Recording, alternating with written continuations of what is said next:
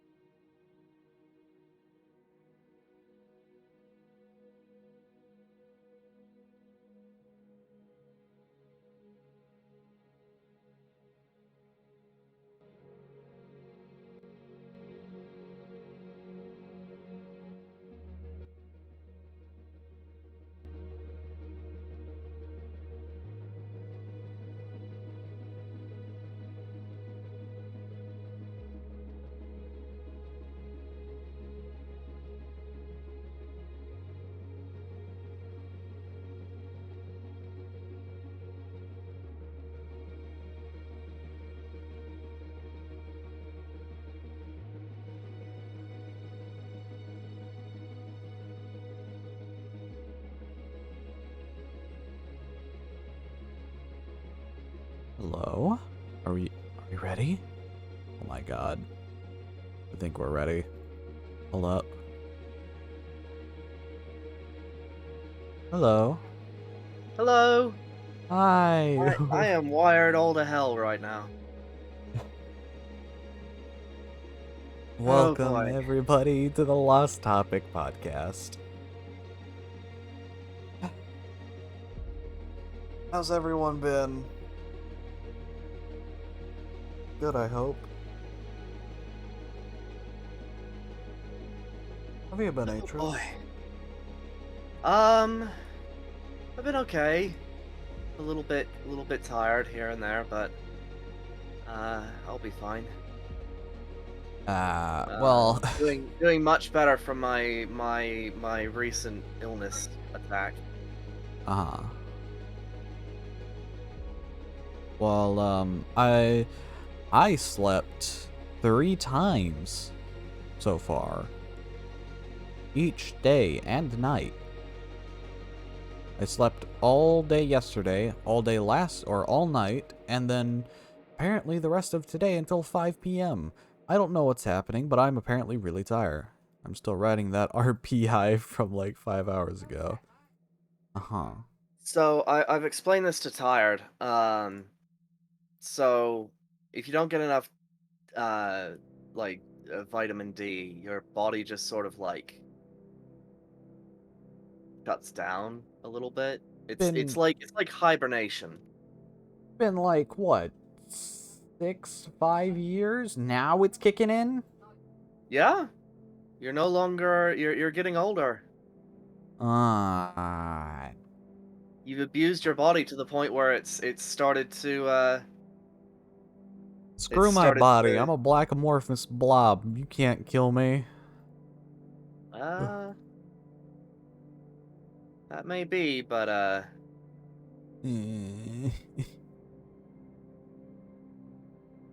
Oh, baby, you can't make me sleep. Just immediately passes out. I am fine. Like, I'm still awake. It's just, I decided, yes, time to sleep. And finally get back all those all-nighters. mm, I'm recharging. I swear, I did like a batch of, like, the first time I was finally able to do all-nighters, I was like, well, I'm gonna do this. And I did that. That was my mistake. Because I did that, I now no longer have the energy to do all-nighters. Because I've yeah, never... that's I basically exhausted all of my energy and then never regained it. mm-hmm. It's just gone. Like trying to photosynthesize without the photosynthesis. It has nothing to do with, losing that energy. You're out of whack.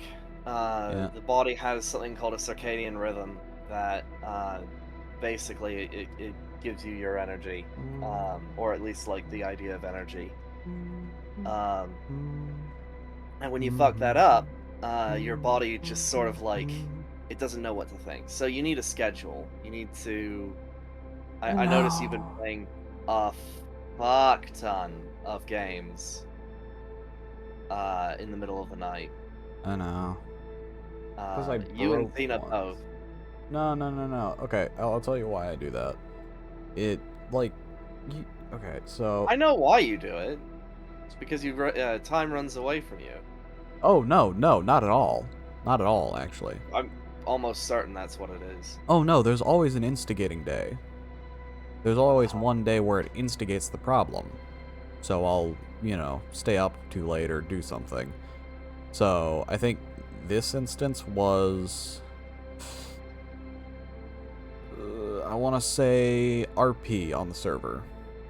Dealing with RP stuff. Because at first, it was easy, It's like, I stayed up too late, it's fine, I can, just pass out and do fine, and then go to sleep normally the next night.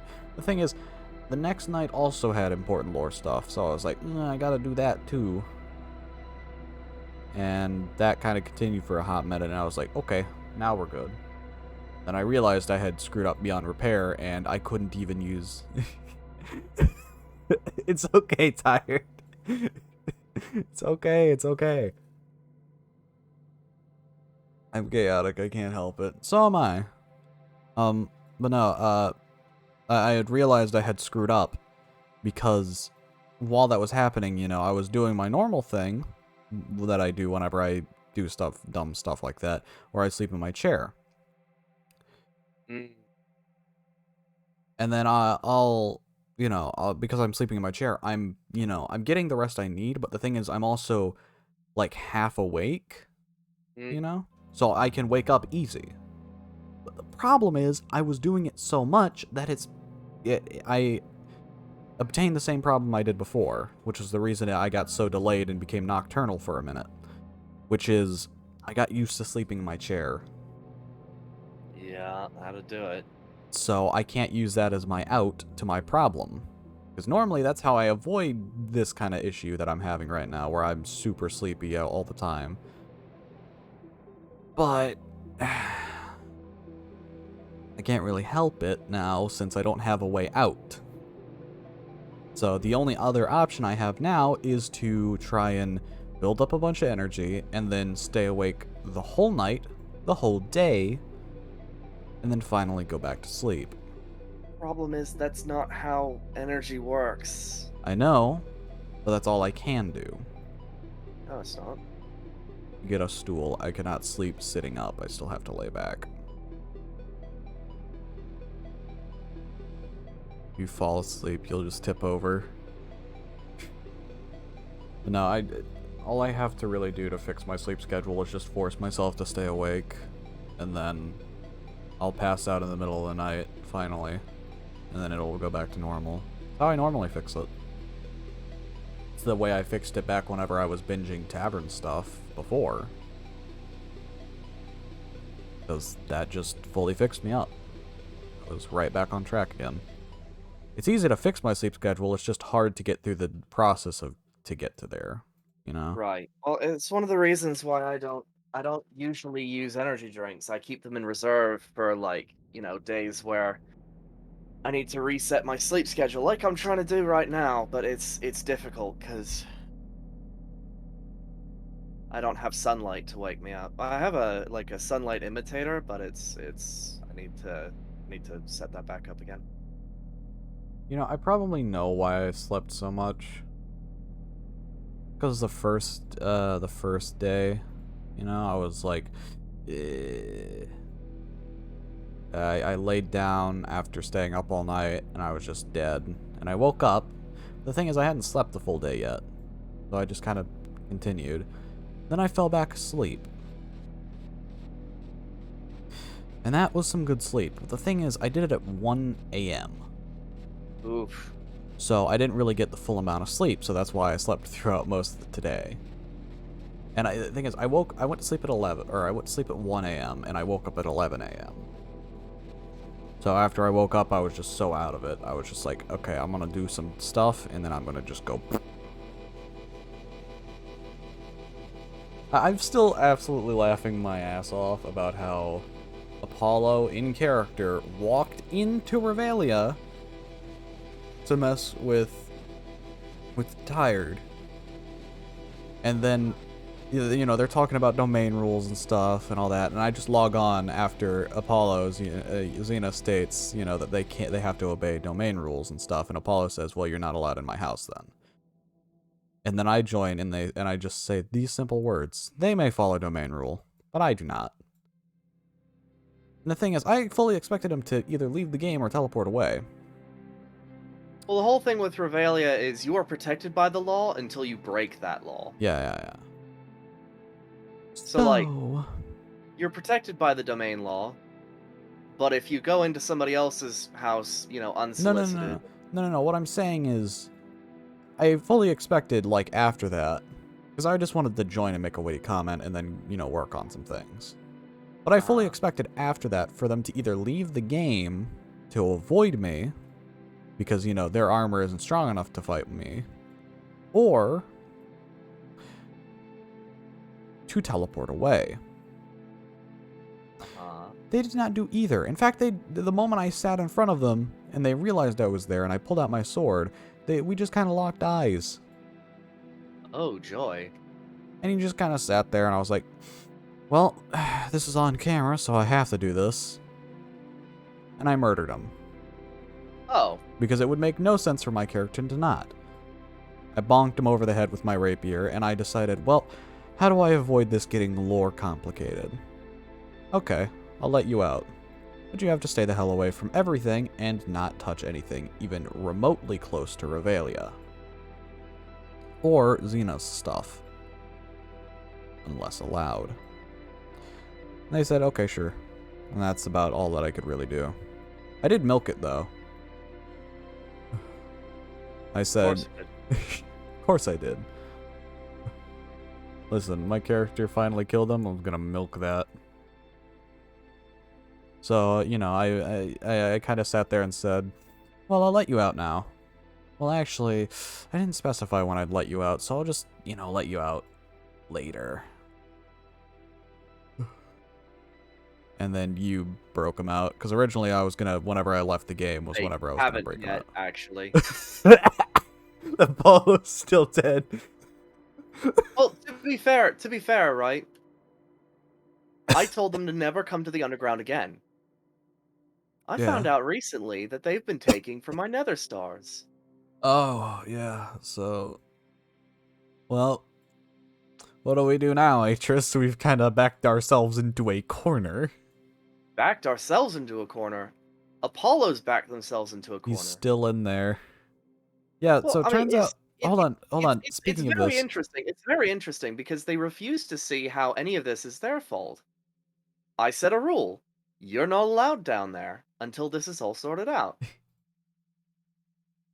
Uh-huh. Now, I've left it ambiguous whether or not they're allowed back or not.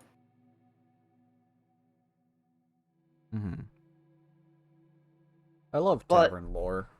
Yeah, it breaks my head. It was literally a moment of, listen, alright? You are protected by something until you break it. You broke this rule when you invaded my property. You no longer have property. Oh yeah, no. Like, that's been lost. They also stole from Tired, apparently. They stole their Viz crystals from the Blackstone Castle back, even though they don't own the Blackstone Castle. I went to kill him and immediately got impaled on thorns. Yeah, somehow... Okay, I don't understand what happened here. But Tired slapped Apollo and almost immediately, like, disintegrated. Alright? Well, to be fair, by the laws of Revelia, they do own the Blackstone Fortress. They put work into the land, therefore it is their land. Yes, but then it was reclaimed by the government because they are fugitive. You understand where I'm going? we never actually decided that. We need to actually have like a sit down where we. Well, actually, Revelia isn't really a nation anymore, so Exactly. If it's here's my trick. If it's a nation, it's being reclaimed by the government to be distributed amongst the people here. If it's not, well, guess what? I don't care now. We're just a group. You're not protected by Jack Diddley.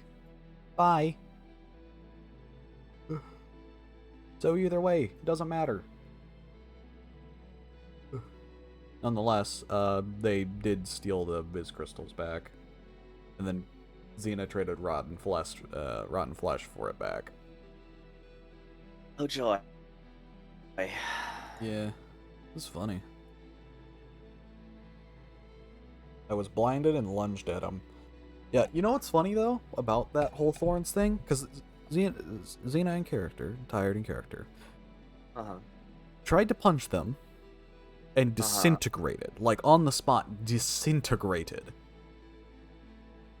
I walk up and I slap him with my rapier. I get hit with no thorns at all, like nothing. Well, you bypass the armor. No. I don't, because I tried to hit. I know. Maori has armor like that now, as you know, Thorns armor and stuff. But I still take damage. Interesting. That's the funny thing. I still take damage from that. But I didn't take damage from doing it. So I'm thinking that might have been the sword rather than the, like, Apollo almost instantly, like, 180ing their neck and slapping them rather than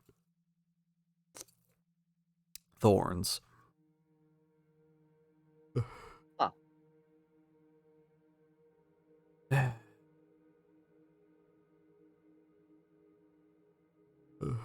Tavern stuff makes my brain go brrrr. I don't understand it anymore. I think I stopped understanding. You know, I know when I stopped understanding, like, the entire whole lore bit. Like, anything in lore, I know when it stopped making sense to me. When everyone else's lore stopped making sense in my brain. And that is? It was a slow start, and then it was it was more of a fuse to a bomb kind of way. Because there were moments where it's just like, I don't really get this, but I kind of slowly figured it out after a little while. And then there was one that just completely blew everything up, including the fuse. I think the clip, it was the telling about murder thing. Oh yeah. I mean, I don't suffer from And then the I think the bomb lore recently. thing, do I? No, you're fine. You're fine. Yay! You got weird synthetic stuff, and I get that. Sometimes the best explanation is you don't understand, and you won't. And I like that. That's fine. But where I lost the plot was with Ajira. Like, what? Oh yeah. I fully lost it there. Like, what? I know I'm not much of a magics person, and you know I'm not exactly too fluent in the ways of the magical water spell, but I do not understand what happened there, and I still don't to this day. Let me see if I can explain it. You blood bonded with a god in their hand? What? They cut off their hand, so now you just took the god? Now the god's in your head? What? Huh? So basically, let me see if I can't explain this. Apollo made a blood sacrifice to split Ajira from their head and focus them into their hand where the mark was. Since Xena had made a bond with Ajira in the first place when they cut off their hand, Ajira was now self-contained within the hand and existed still bound to Xena. The hand basically decayed, and Ajira is now stuck with Xena. I don't understand. I don't. It was. It's weird soul stuff. It's weird. It's kind of dumb in my opinion, but I mean, what are you gonna do? Yeah. It's not much you can do about it. I mean, I'm okay with soul stuff, seeing as it's actually a driving force part of Sora's character, seeing as they're a soul possessing goop, technically. Because they don't have, brain organs and junk. Yeah. But at the same time, I try and keep that to a minimum, to not deal with that. Yeah. No, Tired asks if they can hop in the VC. I mean, I don't know. We were actually just discussing this because, like, originally it was, Lost Topic should be like a back and forth, a Rhett and Link sort of deal, and then Yeah, like yeah. anyone else is a guest. I don't think this is an on-stream choice. I feel like this is a behind the scenes. This was a behind the scenes thing. And Wiggles, also like we tried. bonded I to the remember we wrong tried. entity. Mind you, we tried probably with the wrong person, but like a third person is sometimes just extra noise. But I'd be willing to try it again, I suppose. Yeah. I mean, what is Twitch streaming if not an experiment? Yeah. It doesn't work, but nonetheless. Besides, we've got some pretty spicy topics today.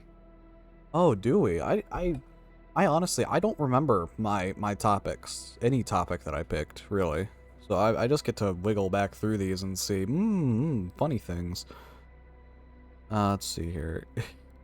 Wiggles Xena bonded to the wrong entity. Oh no, not Waffle, not WebM, no.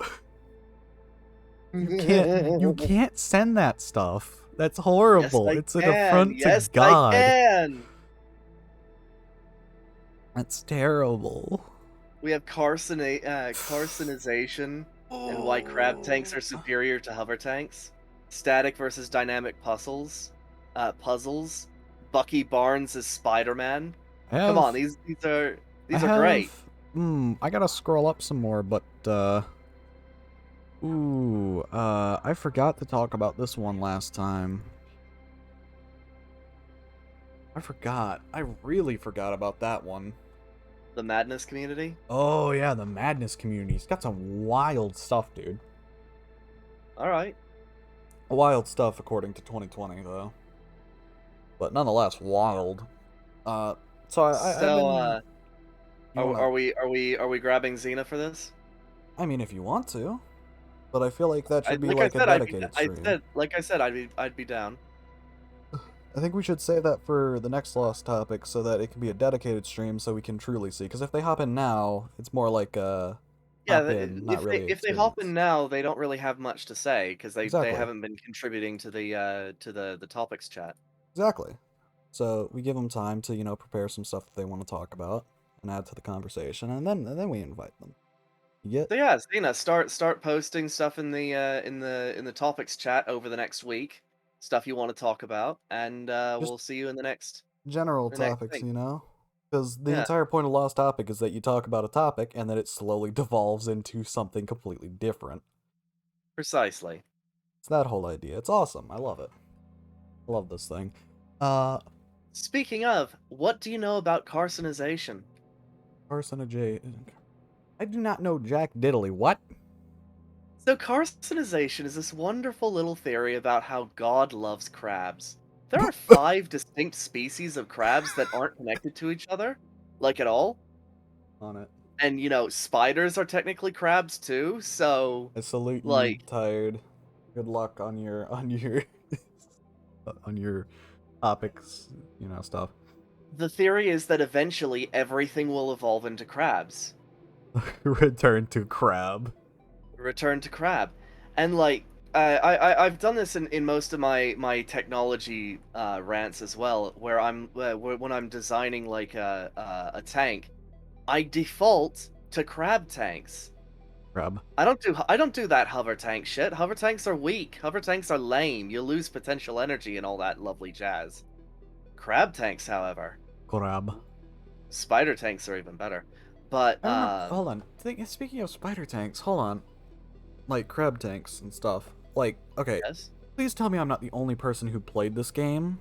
Like when I was when you know I was younger. Which one? Robocraft.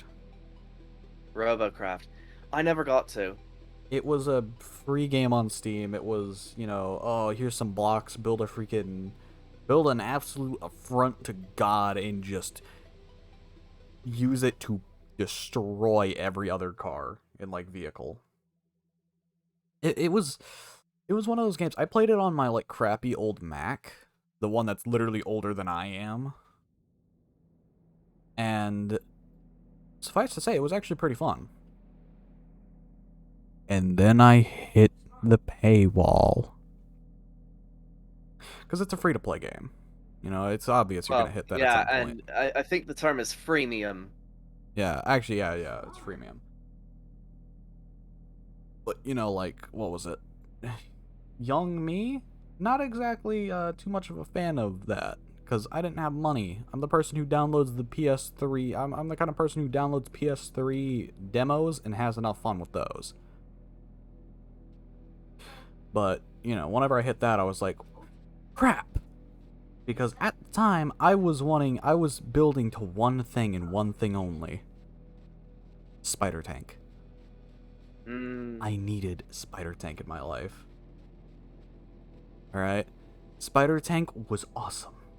It was going to be my magnum opus. It was going to be the ultimate vehicle I would make. And it never came to fruition. It was fun. The fact that it was all multiplayer oriented felt limiting in terms of creativity. Also, yeah, free to play. But I have something else. I learned recently that there's another game that's like it. Alright? And the thing is, it's owned by one wonderful company. Gaijin Entertainment. Oh God, Gaijin. The people who own War Thunder, the people who own Enlisted, own a game called Crossout. And Crossout is basically a Mad Max game. You get to make your own car, your own vehicle, but the thing is, you can also make Spider Tank. You can make weapons of absolute mass destruction. Until you hit the premium wall. Nope. Because the funny thing about this is that there is none unless you want there to be. Because, you know, you can actually play throughout most of the game and just level up. If you want to get further in, you can pay for it. That's up to you. And the best part is, other people aren't really affected by it because it's ranked-based gameplay. So unless someone's smurfing, if they have, you know, higher parts and higher tier stuff than you, you probably won't encounter them. Because the game will match you up with a bunch of noobs. Which is absolutely fantastic for me. That was one of the biggest things I hated about, like, Robocraft. Because they did not do that. There was no ranked-based gameplay, so you'd be fighting, you know, a spider tank on the hill that you can't hit. Meanwhile, your 2-inch car is on the ground burning in dust. Meanwhile, a mech of mass destruction is clowning on everyone. If there was ranked gameplay, apparently it was very limited, because I had never experienced any sort of fairness in that game. But Crossout was. It was actually really fun to try it out. I don't play it that much because I'm not into it anymore. I'm not into that whole thing anymore. But it was really fun to try it out. Because it was actually really creative. Like, you could do a lot. Because, surprisingly, Gaijin actually knows what they're freaking doing. Or at least the developers behind the games do. Because, what was it? Like, War Thunder, Enlisted, and Crossout are still some of my favorite things. Robocraft's new players are incentivized to ignore objectives and just survive any pay-to-win one-shotters. Ah. Fun. But at least the developers behind the games at least know what they're doing, because, like, Enlisted and War Thunder are still some of my favorite games, and I still try and play them often. Oh, hell yeah. I remember I actually have some VODs on my VODs channel that are just pure nothing but Enlisted. Because Enlisted was just that fun. It was the first shooter game I wanted to actually stream. Because it was actually good. It wasn't just like, yeah, I just got shot from 16 miles away by someone, dual-wielding miniguns. That, and also, it was World War II based, and I was into that. Oh, yeah. We don't have enough World War II games, unfortunately. I mean... we do. It's just that they suck. The ones that are here. Okay, yeah, fair enough. We don't have enough good World War II games. I think the only good World War II games I've seen is Call of Duty Cold War. No, not Cold War. It's World not at Cold... War. World at War. Sorry. Very sorry. World at War. And Enlisted. Honestly, I can't think of any others. I really can't. My brain just empties. Because those are the only two I remember. Which kind of sucks. Because if there are some better ones, it sucks that they didn't get enough recognition for, like... I admit that I am totally a casual gamer, and it sucks that not even I got to see that kind of game. What is the limit of casual gaming? Like, where's that limit? When do you get past that? What do you mean the limit? Like, where's the threshold where you pass casual gaming? Ooh. Because I'm genuinely curious if I have passed that threshold. So I refer to myself as a pretty casual gamer, but then again, I might actually be something way, like, further along, but I don't know. Interesting question. The answer is I have no my desk. fucking clue. Poggers. To both poggers that you don't know, but also poggers that Mega just slammed their face into their desk. Oh. That sucks, but still poggers. Stay positive, my friend. Gosh. I'm trying to think what other World War... When Salt at a... Dino D-Day! Oh, yeah, okay, Dino D-Day. Dino D-Day. Okay, so this is... Wonderful. Hold on, we have an answer. When salt at a loss overtakes the gratification of a win. Question mark. I guess. I think whenever you get, like, really into... I think whenever you, say, become a Twitch streamer, or, you start making, gaming more of a job, I guess, is, like... That's like an almost instant, like, oh yeah, you're getting further away from casual now. You're just finally passing that threshold. Because you're not casually gaming anymore, you're playing professionally. You know what I mean? In a way, I'm not saying, you're getting paid for gaming. I'm saying, you're doing it technically in a light that makes it so that you get money for doing it. Gosh, if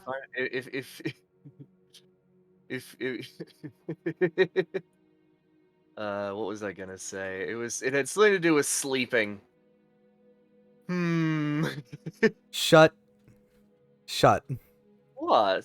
Just stop. I suppose we're all professional sleepers. Alright, Dino D-Day. Please, go ahead. Oh gosh, well, I already said it's a wonderful game. It's totally historically accurate, with all the dinosaurs and the The dinosaurs were on the German side, weren't they? No, there's dinosaurs on both sides, but it's mainly carnivores on the German side, herbivores on the Allied side. So. Kind of strange, but makes a modicum of sense. I mean, it is an old game, isn't it? It's old, but it's not ancient, if that makes sense. Speaking of dinosaur games, yes. Am I the only one who remembers these, like, few games, like, Primal Carnage and The Isle. Like, I feel like I'm the only one here who probably know these two games. Primal Carnage and the Isle. Because they're two very kind of different games, but they both involve dinosaurs. Because Primal Carnage is like what is it? A humans v dinosaurs kind of thing, where it's like a match where dinosaurs are absolutely slamming on humans, and it's the humans' job to take out the dinosaurs. And the dinosaurs all have special abilities, but so does the other team. So like flamethrowers and stuff, picking up the enemy and then dropping them from height as like a flying creature. And the Isle is a survival game where you're a dinosaur surviving. The thing is with the Isle is that its whole ecosystem, like all of the food and stuff, is completely player driven. Which is really cool as an idea. In practice, it's terrible. It's utter ass. Yes, but then again, it's still interesting to look at. Because it does work, actually, on roleplay servers. Oof. Then it doesn't in gameplay. Well, it does. It's a maybe 60-ish, I want to say. Can't get my internet to work. Pain. Anyways. It's... Because sometimes it does work. Like, sometimes, you'll be able to, find things and eat it, and you'll be fine. Then other times, you will be wandering as a carnivore for the next 16 hours trying to find literally anyone, and the moment you do, you are currently starving to death and have no energy to fight them. Which, hey, realistic, but at the same time, goddamn, this is not fun. But on roleplay servers, it actually does work, mainly because, the problem with it is some people are just killing for sport, making people leave, So what the roleplay server does is it basically enforces ecosystem laws, So it doesn't make sense, say at Hungry Creatures just murdering everyone and then not eating the corpses, right? So they kill one, and then they start harvesting. And then all the other herbivores don't have to worry about, a T-Rex running through and just hamming down. And that's a really smart idea, because that, makes it enjoyable for everyone. So herbivores can, chill out and just explore and stuff if they want to. And carnivores get to kill something and also not die. Yes. Ish. Listen, like I said, roleplay. Yeah. But there are other games that have tried to do it semi-better. Beast of Bermuda. Beast of Bermuda. And another game I can't remember. But the thing with Beast of Bermuda that it does that I don't think the Isle's done yet is not only can you do, use land creatures, but you can do air creatures and sea creatures. So you can be a mosasaur, or you can be a Quetzalcoatlus. Sorry, a what now? Sorry, I Quetzalcoatl? Yes. Quetzalcoatlus. Sorry, I use old Ark terms. So everyone that I used to know whenever I played Ark called it a pretzel. And that's just how I remembered it. Oh jeez. Anyways, but nonetheless, yeah, you can play as, air and also sea. But there was another added bit that the Isle didn't have. Weather events. Tornadoes and such. Oh. Which added, at least from my opinion, quite a bit. And it also added RPG elements. Not like, you picked up a sword, you do 20 damage now. Congratulations. No, I mean, it added more like, yes, you now run 20% faster, or, oh, you can hold more in your stomach and you don't get hungry as fast. But the thing is, apparently it's a bit of a bug-ridden mess at the time, and the graphics are ass. Which, that sucks, because I'm sure if because the thing is, the Isle has great graphics, but pretty lackluster gameplay. You know? So I feel like if it got, like, the Isle's graphics, Beast of Bermuda could be a pretty good freaking game. And at least most people would be able to, you know, ignore the bugs, because, you know, hey, the game looks okay. I can ignore a few bugs for this until they get fixed.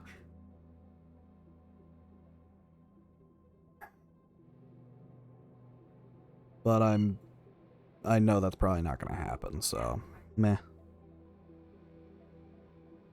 But you know, there was one final game. There was one final dinosaur game. Now this one was special as hell for me. Right? Because no one's going to know what this game was. I guarantee no one I will meet in my life will remember this game. I will be the only person I know who knows about it. Just by default. Dinotopia? Did you discover these organically, or did you find them from Soviet Womble's essay on the Isle? Like, you've mentioned them in the past. I feel like you've mentioned them in the past. I did watch Soviet Womble's things, but I had prior knowledge. The only reason I watched Soviet Womble's video is because I knew all of those games. Anyways. There was one game that no one will know, that no one will remember, and no one will probably even be able to find, because it's unlisted now and hidden from the world. Oh, yeah? Yep. And I was one of the people who tried to buy it, but could not, because my computer could not run it and my parents wouldn't get it for me. What was it? It was called The Hunter Primal. I've talked about it once or twice before, I think. But if you've ever played the Hunter games, any of the Hunter games, you will know that it's, you know, it's a good hunting game, you know. It's great. That's awesome, Mega. You're one of the only people I know that game. But it was an amazing game because it took the elements from the Hunter, but added dinosaurs. So, you know, you could hunt a T-Rex. But the thing is, you were probably the one being hunted. There's a really great series that I remember watching a lot as a kid. That's the whole reason I knew about the game. And surprise, surprise, it was Poet Plays the Primal, or the Hunter Primal. Now, where did I hide my Wi-Fi adapters? Anyways. It was absolutely amazing watching because, you know, you'll hear a screech, and then suddenly you'll be picked up from off the ground. You'll be lifted thousands of feet in the air and then dropped if you're not careful. You'll hear the thumping, the roaring, and the, you know, the approach of, say, a T-Rex in a forest. And the only place you have to hide is inside of a tree trunk. You'll be sitting around, you know, just wandering, and then you'll hear an odd screech for a second, and you'll take a step back, and you'll look around, and you'll see just behind you, that's been following you this whole time, it's been a Utah raptor, just chilling, following you slowly, because it's smelling your scent, and following.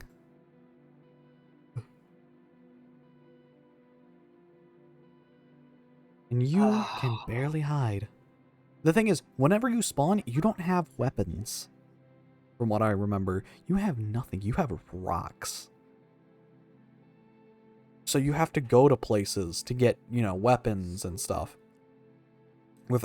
I remember this, the buckshot with slugs being the most overpowered thing in the universe. Like, shoot a T-Rex in the leg, it got brain damage. As things should be. I shot your toe. You have brain damage now. Fight me. I mean, you might get brain damage from falling over. No, they just it's like stubbing your toe and then suddenly you have cancer in your lungs. That's like the level What because they if didn't. you trip over plutonium? What the frick? Yeah. They fell over. They fell over some uranium-238. Whoops. Whole new meaning to uranium fever. But yeah, no, it was an amazing game. And I'm so pissed that I was not able to buy the game and play it for myself before it went offline. Because you can't even buy the game anymore. There's no place you can get it from. You cannot get it from Steam because it's hidden and it's been fully taken down. Because it's not like old Skyrim where, Bethesda just hid it. That's why you don't leave. It's not like Bethesda with, the original Skyrim on Steam where they just hid it rather than deleting it fully. So if you have a link to it, you can still go get the old version, which thankfully the people in the reviews of Special Edition and Anniversary Edition do quite often. God bless them. But this game was not like that. They fully took it off.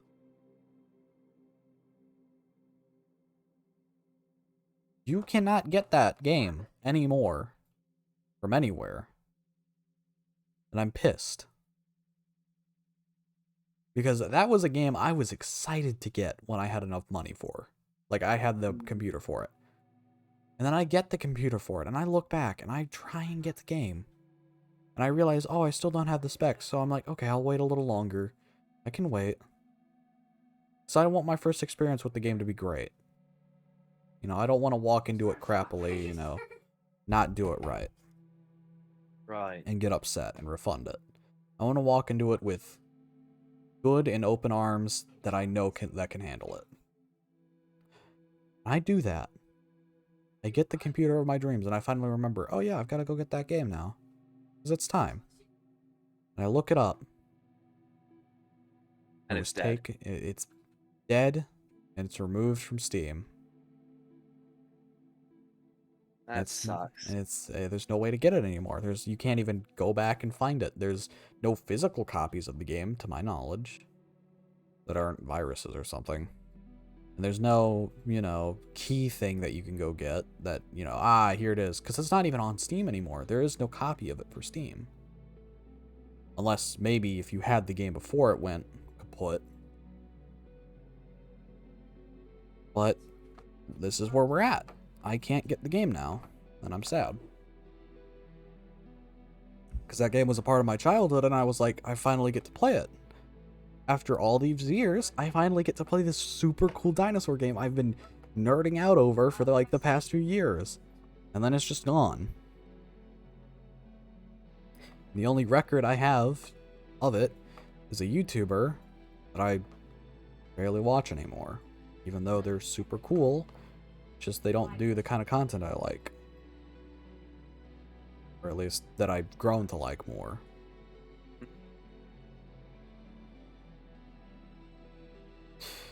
It sucks, man. Yes, it does. That was a long tangent about dinosaur games. My god. Yeah. This is why you don't leave uranium lying around. We were trying to talk about spider tanks and why they're infinitely better than hover tanks. Because what's the main attraction to hover tanks? Hover. Okay, but what's the main attraction to hover tanks? It's the non-attachment to the ground, I guess. Okay, but why the non-attachment to the ground? What is the benefit for that? All terrain. Well, so's a spider tank. No. But what's the benefit? Yes, it is. No. What's the benefit of a hover tank? Okay, hover tank. Say there's yes, ocean, float across the ocean. Spider tank, you have to go underneath the ocean. Okay, but which is more badass? Floating above the ocean, or crawling underneath the ocean and firing depth charges straight up into the bottom of ships? Yes, but you'd also have to go throughout the effort of making it amphibious and having oxygen in there. Uh-huh. But let's which say for the sake of argument that these are how much autonomous. well yeah.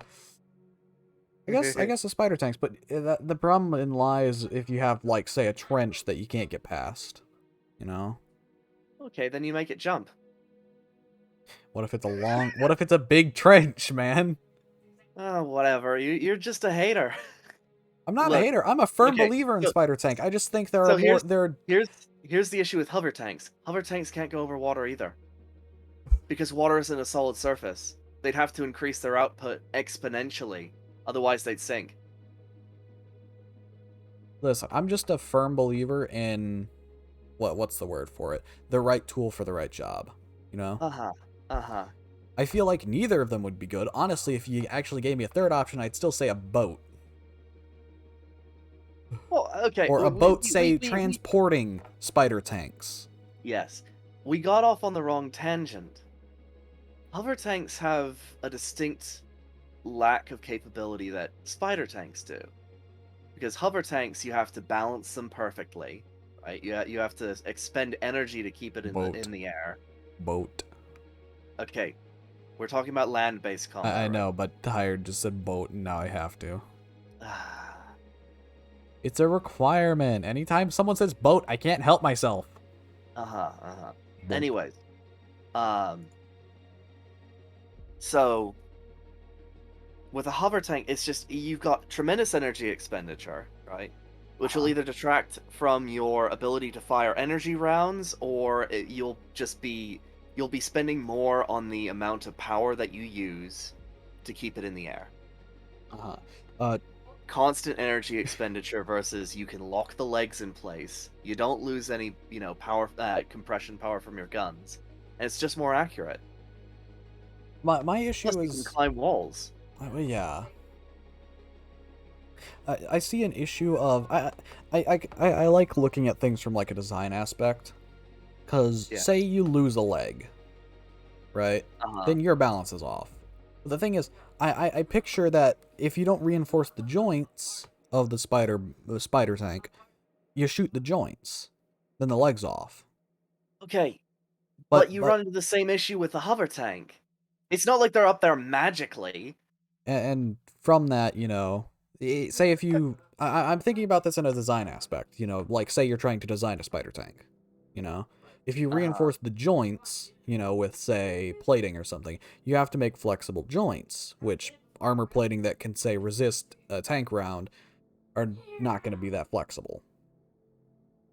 Okay, but there's a little thing that you're missing. I know that... No, you're missing something called a trophy system. Yeah. Which is something that you can afford to have when you're not a hover tank. You know what a trophy system is? Would you like to explain it? Okay, so a trophy system is this lovely little thing that takes out incoming projectiles from on tanks. It was developed by the U.S. military to, stop their tanks from being blown up from people firing RPGs and tank shells at them. Right? Specifically for Afghanistan, I think. Yes. Oh wait, no, hang on. I don't think it was the Americans at all. It might have been the British. Because the Americans would probably call it the Patriot system or something. This is the trophy system. Which I can almost guarantee is most definitely a very British name. Hang on, I need to look this up now. Hang on. I'm just saying, I tend to be the kind of person, like I said, to use right thing for the right job, right? So I don't feel like either of these would, at least you have to have it for a specific kind of engagement, you know what I mean? Yeah. I feel like there are very specific circumstances where either a hover tank would be better, or, what is it?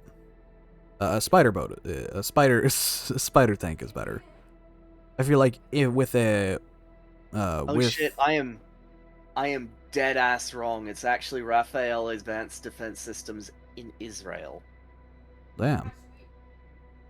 Anyways, anyways, yes. Say there's an ocean engagement, Yes. I feel like if I had to choose between spider tank and hover tank would still win for a head-on engagement. You know what I mean? No, it wouldn't. Head-on engagement, dummy. No, if I'm going for a funny thing, you know, and I'm being stealthy and junk, and they don't know what I'm doing, of course depth charge. Freaking shoot something up there and blow them from the bottom. Put a hole in them. But for head on, of course, hover tank, because tank can be on top of the water. Can it though? I mean, it'd be a little bit easier. Well, Enough hold up, thrust. hold up. It'd be a little bit easier and more efficient to use a hover skirt. Huh. So like an actual hovercraft, as opposed to, you know, just whatever hover bullshit you're using on Atris, I think the best of both worlds is making a hover spider. Well, in that case, you just go with the crab tank and just give it the ability to deploy a skirt. Yeah. All right, I think that's enough of hover tank versus spider tank. I never got to get to my main thing. Sure, go ahead then. Is that there's a huge misconception that hover tanks are better than crab tanks, because you know you've got the main issue of you know, regular tanks, tread tanks. Mm-hmm. You've got tank barricades, the ones that, you know, prevent tanks from progressing. Yeah. Those are those it would be tremendously difficult for hover tanks to get over those, because they have a limited output as to how high they can hover. Because they'd have to exponentially increase the output of their hover. Yeah, I also see, like, the thing I see whenever that happens is if they try and go over that, they're gonna, like, flip, right? Precisely. Whereas a crab tank, you can literally increase your height, decrease your height, scuttle side to side. You can literally bury yourself if you want to. It's they are one of the more versatile constructions in nature, which is why I suppose carcinization is a thing, because they are utterly terrifying in their versatility. They are the ultimate being. When the universe ends, Crab will be there to challenge Snail. Challenge Snail? Why snails? Oh. Okay, here's a topic for you. So, these scientist guys, they bust open, like, apparently this ancient sealed thing. Uh-huh. Like, that's not been open in millions of years, and this one single ass snail starts crawling out of it. Like, it's been in there since like the beginning of time or something. And it's become a meme at this point that it's an immortal snail, and that you will, when the universe ends, it will be watching. I mean, that's not too far from a potential truth. Because I mean, look, it depends on how old the snail was and where it came from. Because they said that a snail was inside, yeah, a still living snail. So how many cracks and crevices were inside that tomb? Was there Lobsters perhaps? can't die of old age. Oh. Wait, seriously? Hold on. Oh. Roll that one back. Lobsters have to be killed to die. Oh no. Well, I gotta turn off the stream now, guys. I gotta go pray down to our lobster overlords. Excuse me, but the chthonic ideas of ancient ones are now actually canon.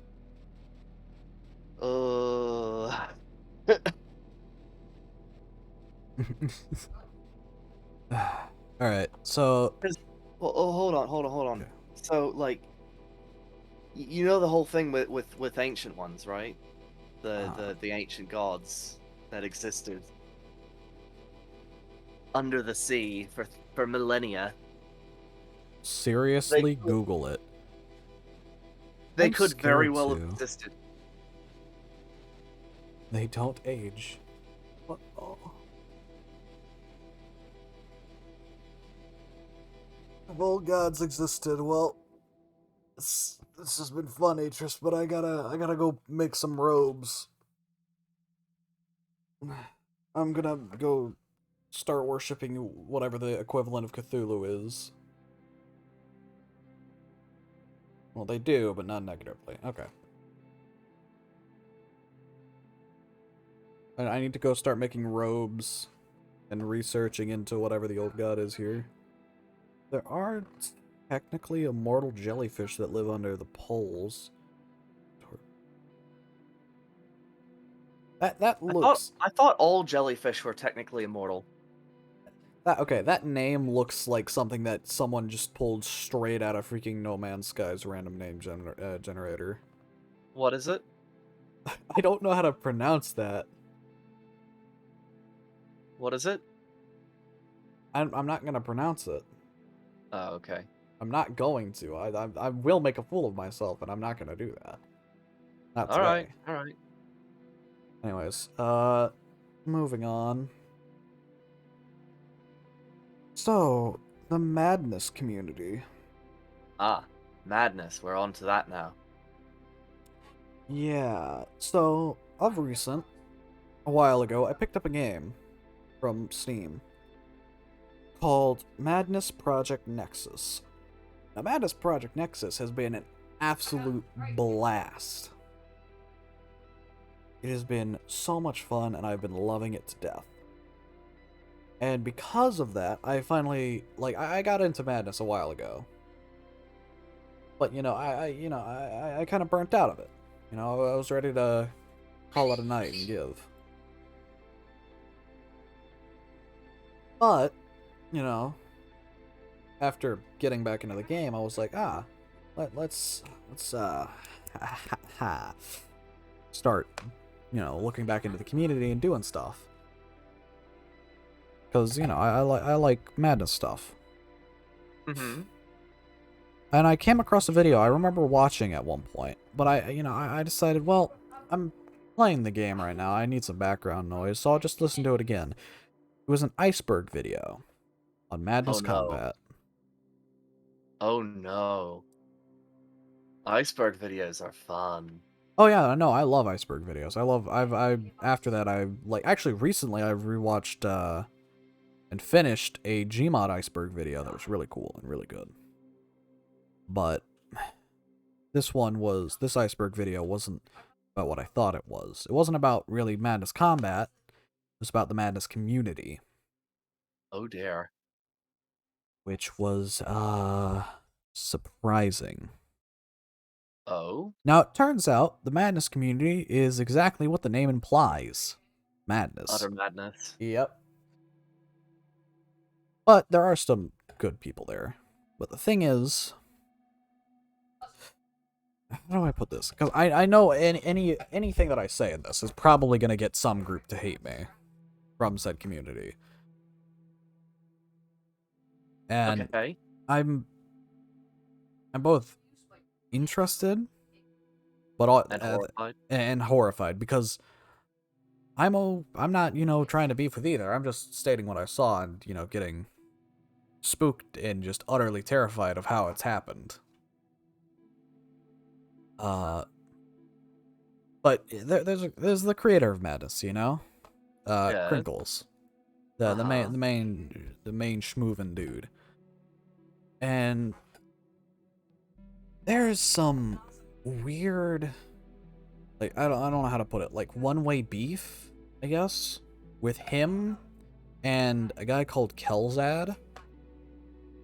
Kelzad. Huh. You said you used to watch Madness, right? Yes. Back in my elementary days. I don't know if this description will remind you of anything, but a grunt with a green eye. A grunt with a green eye. Like a green eye over their cross face. That's Kelzad's avatar, basically. I don't know if you'll recognize that. Oh, jeez, it's been so freaking long. Anyways, you were saying? But apparently, Kelzad's a bit of a dick. Uh-huh. a tantrum throwing dick. So, your brother. Shut up. Shut up. Listen, I will ride that until I die, because, oh my goodness. They have... The one way that they have impressed me is with their obstinance. Well, the guy basically, Kelzad, was, you know...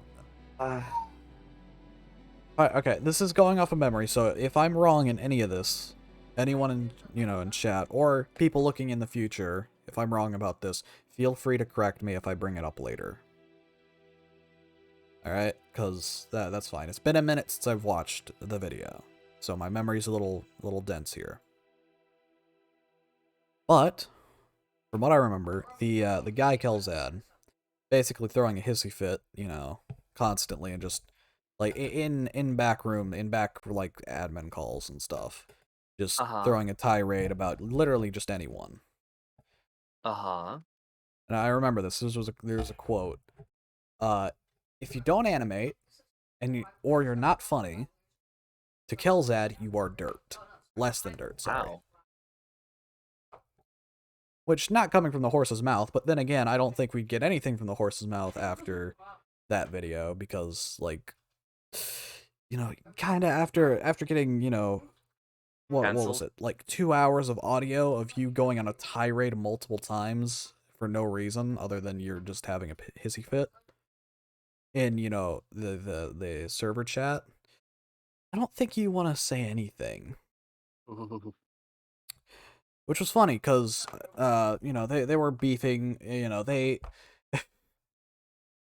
it's funny, because there were multiple servers. There was CRM, there was Dom, and there was Sin.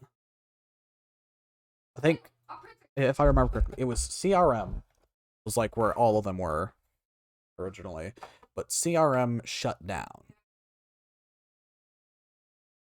And surprised, out of nowhere, they had apparently another server set up, ready for this kind of incident.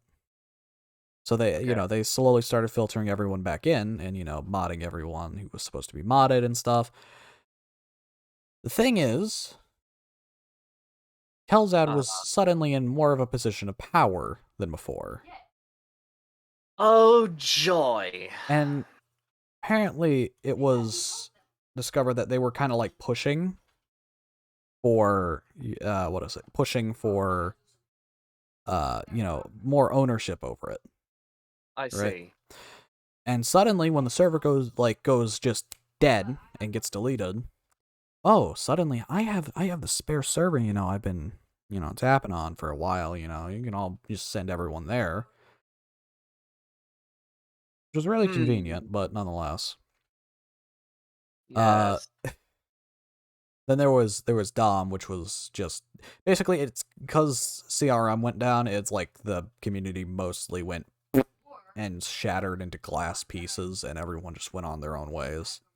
Oof. Which for some was okay, but for people like, Kelzad was more of an opportunity to gain more power, from what I remember. I hate people like that. But the tirades, didn't end exactly, and people were removed from the mod team at some points, which was pretty funny, because there were people that were getting removed for no reason. And the only reason they still had their in with the Madness people, because some of these people were actually helping with Madness stuff, was because they actually had ties to people behind the scenes, and Kelzad couldn't stop them. And there were other people that got kicked out for, beef. Because, like, there was someone who had, beefed with someone. And then the person who started the beef, I believe, got kicked out. The thing is, they made up, and they were fine. But Kelzad was, I guess, orchestrating something like, no, they're not fine. They're not okay with it. That kind of stuff. Also, the music just turned off. What the hell? Uh-oh. Sorry. You're not like talking for them, like, no, they, they're You know, they're making fun of you and stuff and that kind of stuff. They can't speak for themselves. And then everyone else kind of continued with that thought process, even though the two were fine and they're actually still friends apparently. And The a couple question other is, things. am I the Kelzad in this tavern SMP? I don't feel like you are. Ugh. I try and steer clear of, you know, thought processes that I see. You know, you pick kind of people to, like, go, okay, as long as I don't turn into this specifically, I'm okay, right? Mm. Like, you set a standard that you refuse to let yourself sink to, you know? Right. Right. I think mine is a mix of both Christian at this point and Elzad, and try and avoid my best. But you haven't heard the audio that I've heard, so I definitely say no. You're not. Trust me. The thing is, like, after all of that, you know, after all that stuff was released, because there were 2 videos. Some of the stuff was from the second video, some of it was from the first. But after the first was released and some of the audio was leaked of what was, you know, going on in the back rooms and such, you know, someone was saying like, oh, no, Kelsey's actually a really cool guy, you know, it's like, proof? Just trust me, bro. They're a great guy. And it's unsurprising that apparently, if I remember correctly, this was their girlfriend, or, you know, their like, whoever they are. Like a really close friend or something. It's just surprising that suddenly all the proof of this just vanished from thin air. And so, in retaliation to that, the full 2 hours of the audio was dropped. I think it was 2 hours. I can't remember. It might have been 2 hours. It might have been something else. But still, an outrageous number of, you know, hours of audio, or minutes of audio, was released to prove their claims, with censoring done to certain screen aspects as to not, you know, dox anyone. Right. And then it just kind of disappeared, and I don't really know what happened after that. But it's absolutely hilarious, because the guy was also fighting Crinkles. Oh no. Like, saying that, like, I don't remember exactly what they were saying, but beefing with the creator over their own creation. Seriously? Yeah.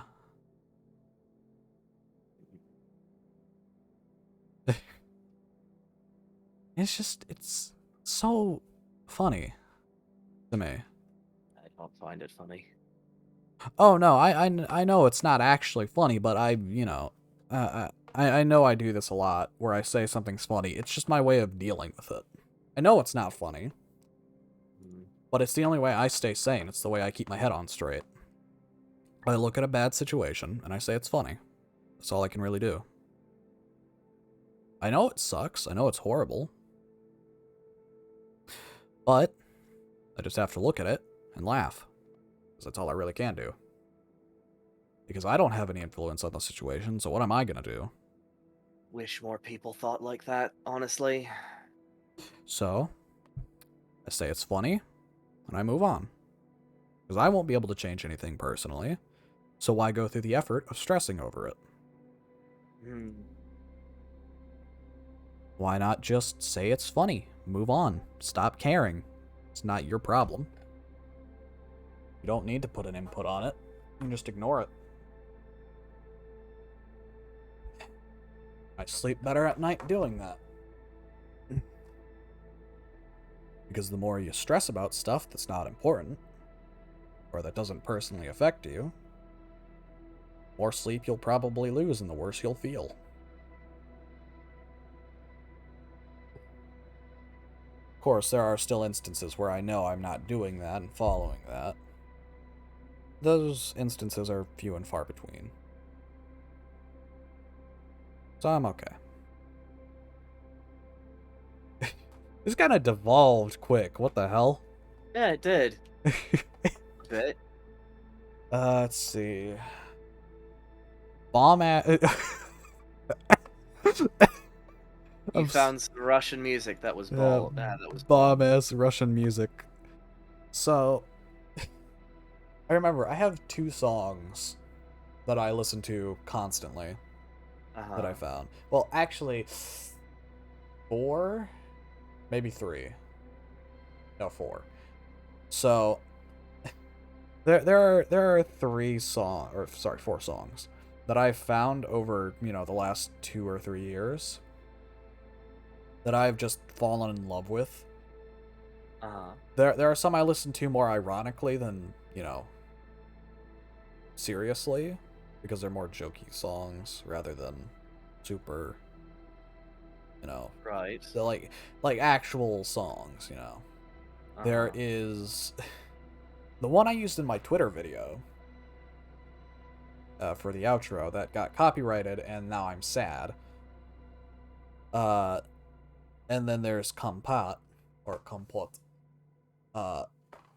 And that's the one I listen to in my free time, because it's just so good. Mm. And then there are 2 others. These are the joking ones. Gopnik by, I believe it's Mr. Blatman, or just Blatman. Liet. Yeah. Sorry, I dropped the accent when I'm explaining. It's not an accent, it's the pronunciation. I know, but I associate the pronunciation with the accent. You know what I mean? That's the issue I find a lot, that I associate the pronunciation with the accent. So I'm stuck. And... Hold on, I can't remember the name exactly, hold on.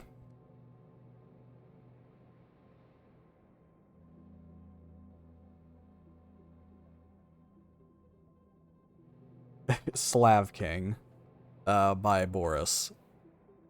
Or by Life with Boris, or Life of Boris, sorry. Not Life of, or Life... Jesus. But no, they're more jokey songs, but they're still really good. Life of Boris is pretty funny. Oh yeah, for sure. Absolutely hilarious. Russian hard bass is good, and you can't convince me otherwise. No, I'm not going to convince you. I agree with you. Hard bass is one of my favorite genres. I don't listen to it much, but I absolutely love it. There's another one by School of Hard Bass that I can't remember the name of, and I can't exactly type in because, fun fact, can't type in Russian songs on an English keyboard. You can look for its translation. It could, but I don't remember what it was. I don't remember the name at all. Which sucks, but what are you gonna do about it? This is why I throw things into fucking I could probably... chat, this is why chat. I can find it. I can find it. Because I remember the video I found it from. Which is lucky. But, I just don't remember the name right now. Doesn't mean I can't go find it. Anyways.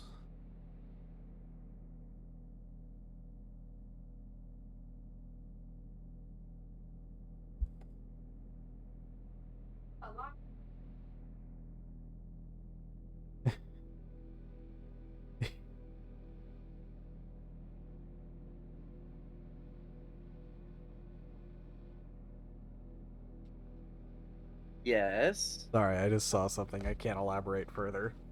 Oh, I cannot elaborate. Twitch will take me down. All right. You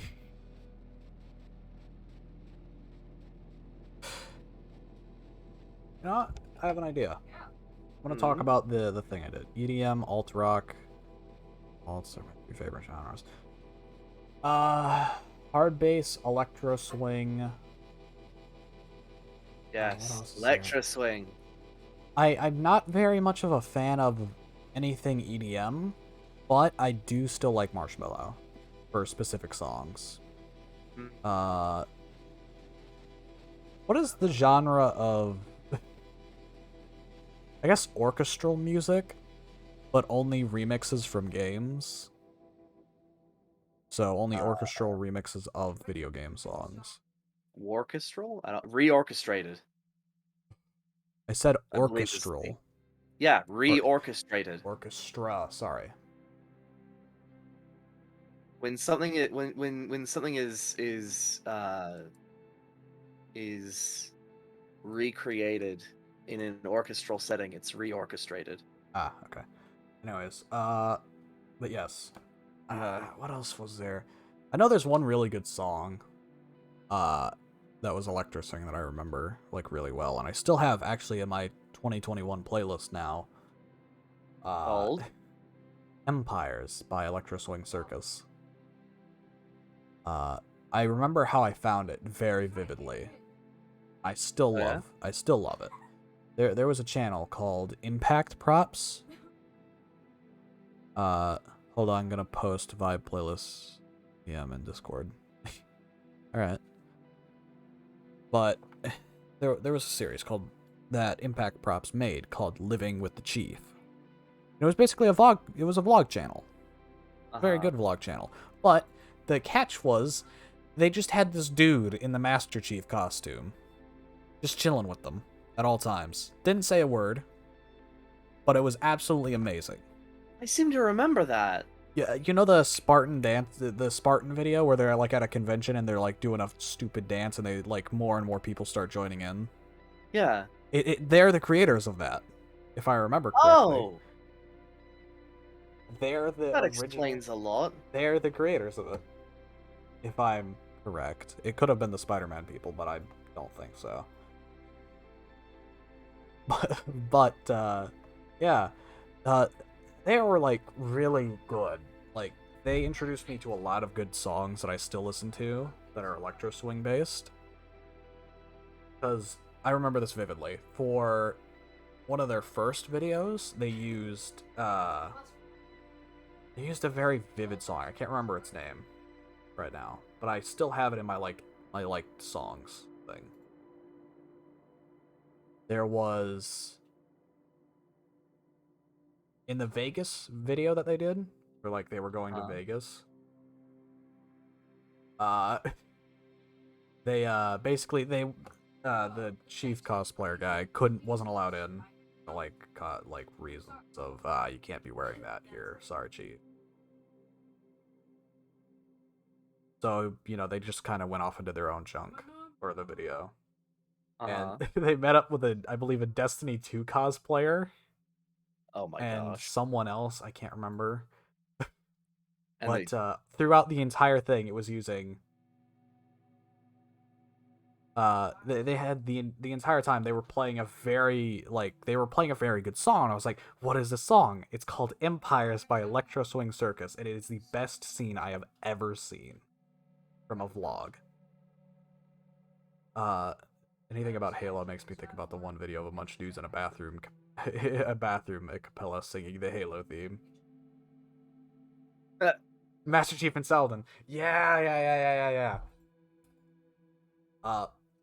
And the thing is, there was a video because they have like seasons to it. When they moved out of the house with all their friends, because they were in college at the time, I believe. Yes. When they moved out of the house with all their friends, there was a specific theme for the intro. It was a remix by Pro Leader of That's Life by Frank Sinatra. That song is still stuck in my playlist and will never leave. I'm not surprised. Because I learned something about Pro Leader. They're the person who made Mumbo Jumbo's intro and outro. April Showers and Can't Stop Me. And ever since, I have been utterly in love with them. And just still, returning to, Living with the Chief, it's somehow still going. They're the people I was talking about before, how UPS or FedEx, lost the entire Master Chief costume. Somehow. Yes, somehow. Totally didn't just steal it. But, you know, they lost it, but they got it back eventually, and they continued doing it. I don't know how far they're in now, but just finding that series was absolutely amazing. You know how jarring it is to see a series that you watched like 2 or 3 years ago, and then, you know, watch a memes compilation video in your free time, and then see that series still being brought up from the first video? Oh yeah. If you've ever seen a meme of like some guys dumping some ice into a shower and then Master Chief in a full cosplay comes out, that's them. That was the first video. And it's just bewildering because, like, you know, you have this ancient, like, this, what feels like an ancient artifact that, you know, no one else knows about besides This belongs in a museum. And then, you know, you're just playing and then suddenly it shows up. Oh yeah. No, I know the feeling well. It's just amazing because it still shows me that there's still love for the series going around. Even if, you know, some people don't know what it is, there's still love going for it. And I love that. Because Impact Props deserves it. They're amazing. They're awesome, dude. I still want to go back and rewatch the whole series, and I might just do that. Might just. Oh! Probably announce this now. Oh? Yeah. So I was telling you about this, but I haven't Were you? Yeah, I was telling you about something. Not about anything that we were just talking about. Completely off script. So, I had a new series. Uh-huh. And I was thinking about doing it today until I realized it was Lost Topic. But, I had a series idea for streaming. Yeah. And it was finally a return to Minecraft. Because I haven't done Minecraft in a minute, and the last time I did Minecraft was on the tavern, and that ended poorly. So, It's not over, is it? Are you done with the tavern? oh, no, not at all. I just don't stream Tavern that often because it's a death sentence for my analytics. I see. Like, we're talking, I had a full week of just nothing but 5 viewers constantly, and it was great, and then I streamed Tavern once, dropped to 1 viewer. I got sad. Because I realized none of my viewers actually care about the Tavern, and that made me depressed. Well, you just record it, and then when somebody wants to do a compilation, you just send it around. Yeah. Remember, Apollo was trying to make... I'll save that for a minute. I'll save that. Okay. But, you know, I had a new series idea to do. Like a solo series, since both of my solo series are dead now. Uh-huh. My one where I was using, you know, what was it called? The Possession mod? The demon possession stuff. Uh-huh. And the one before that, which used things like Terraforge and, you know, was custom made, they both died. Because I am incompetent at making 1.16 packs that work because I use wonderful experimental mods. So, to avoid that problem, I have decided, you know, use a pre-made one and just add a bit rather than destroy the mod pack with a bunch of experimental mods that don't work with each other. I decided that my next series for Minecraft will be a Create Above and Beyond playthrough. Ooh. Can I get an invitation to that one? I can try. But the thing is, I have a couple of custom mods. Uh-huh. Now, the entire point around Create Above and Beyond is that you're supposed to be using Create for most of the automation, right? Right. But I had to add something for one specific bit. Because with Create, you can make trains. You know, you can make minecart trains and stuff. But they're a wee bit jank. And I don't appreciate that, because I am a train enthusiast. I like train. So, to fix that problem, I installed Immersive Railroading. But the thing is, to install Immersive Railroading, you need Immersive Engineering. Immersive engineering kind of conflicts a little with, well, the mod pack and its purpose, because it adds automation that's unrelated to create. But my workaround of that is I'm just not allowed to use it unless I'm working. I'm not allowed to use it at all when I do not need to for immersive railroading. That is my way around it. If I do not need to use it, I will not use it. Unless I am absolutely required to make progress with immersive railroading, I will not use immersive engineering. Because it's not supposed to be there, and it's only there so that immersive railroading can work. I see. So that was my way around it. I think that's a pretty fair way to do it. I suppose. But, nonetheless, that's what I'm going to be doing soon. And yes, I will probably end up giving you an invitation. The thing is, I have to use Hamachi because it's not on, like, a proper thing. So, LAN connections, my friend. Which might be a bit ass. Oh no, it will be ass. There's no doubt about it. It will, but it's a funny kind of ass. The jank kind. I mean, I had a thing before. I told you about this. I had a server at one point. I had an SMP. Before I joined Tavern. Actually, right before I joined Tavern, because right, like, 2 days after before I joined Tavern, 2 days before then, I had finally just deleted my Minecraft server because no one was playing on it. I was like, well, this is dumb. Why am I still doing this? Why am I still paying for this? No one's on. So I was just like, boop, server off. No more wasting money. Kind of sucked, but it was probably needed because there was a big issue with it. I couldn't actually access the server files. Oh. Because they were one of the people who use FTPs. Good.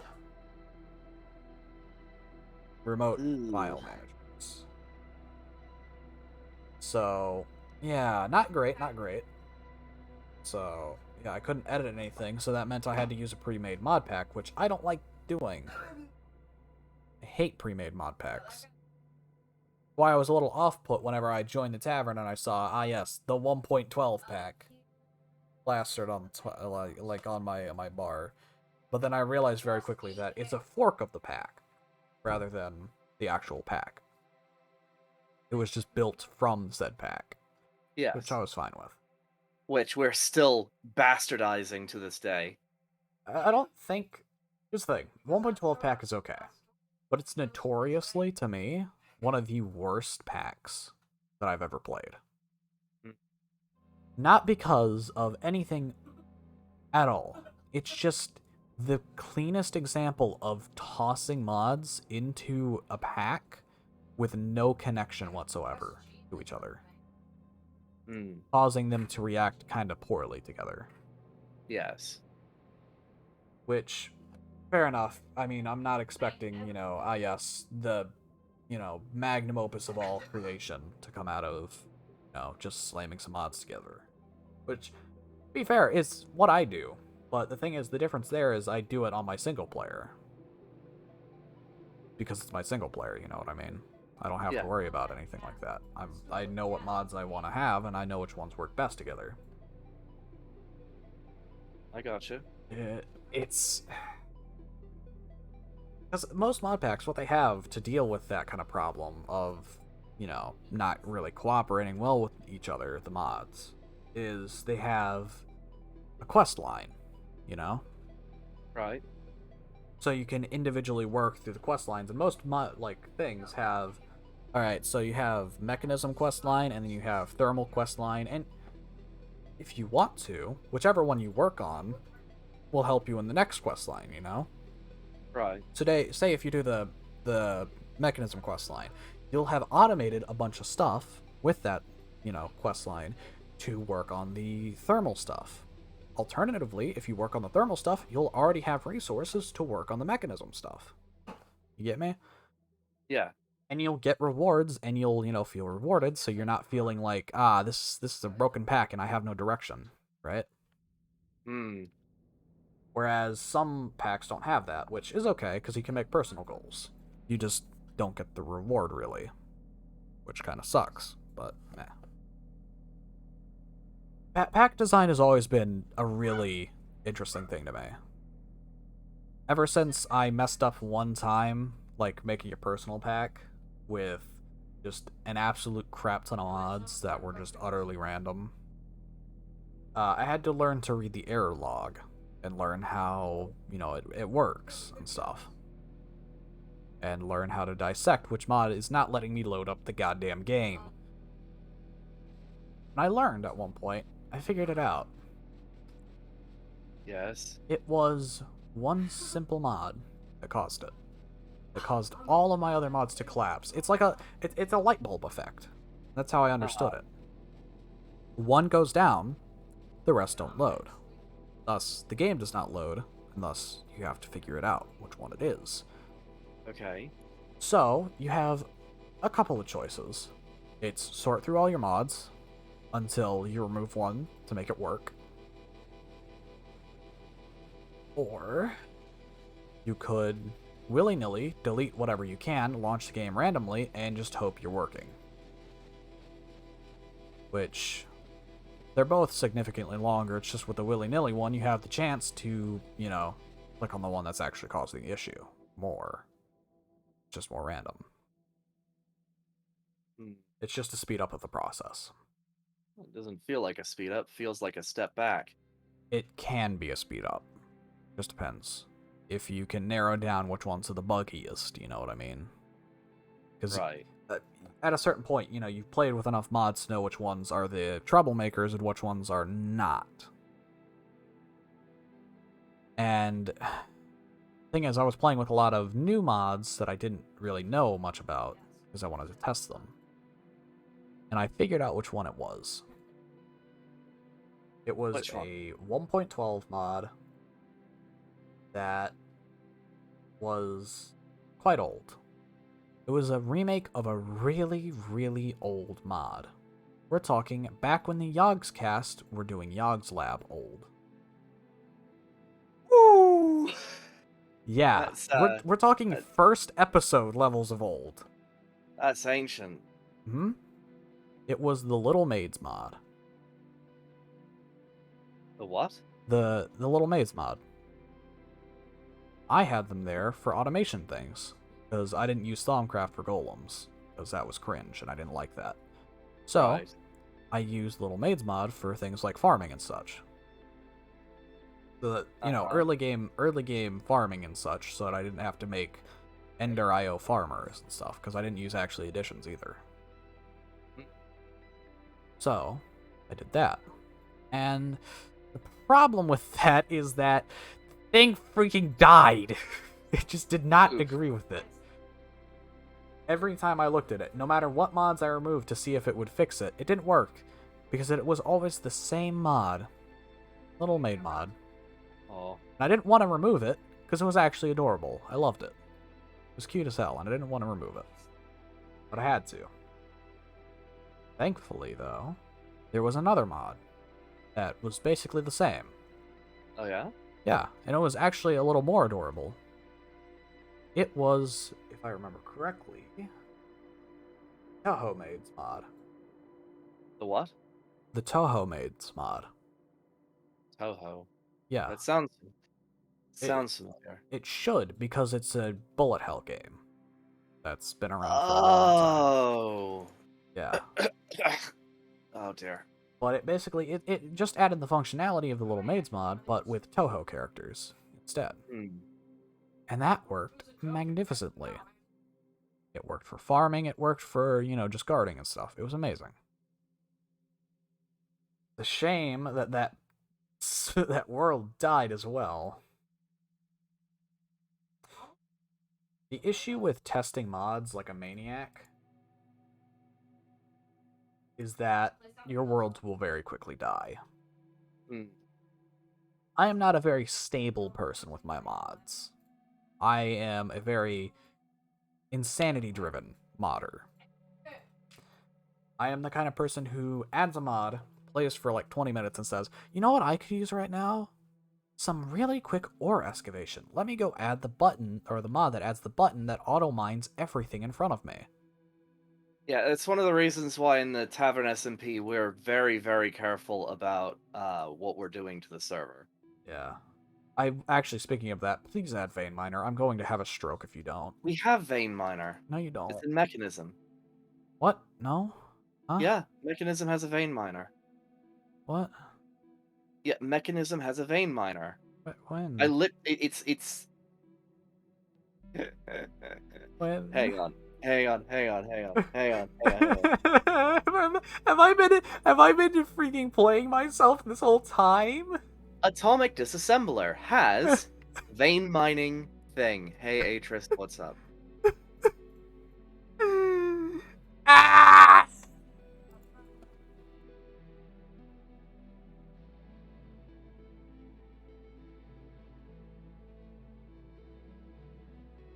Should have asked me. Should have been like, hey, Atris, do we have, You're thinking of the digital miner, Tired says.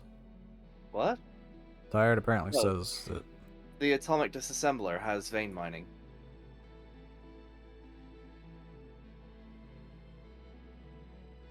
I know because my cybernetic hand has it consumes an atomic disassembler to make to give it the function to mine veins,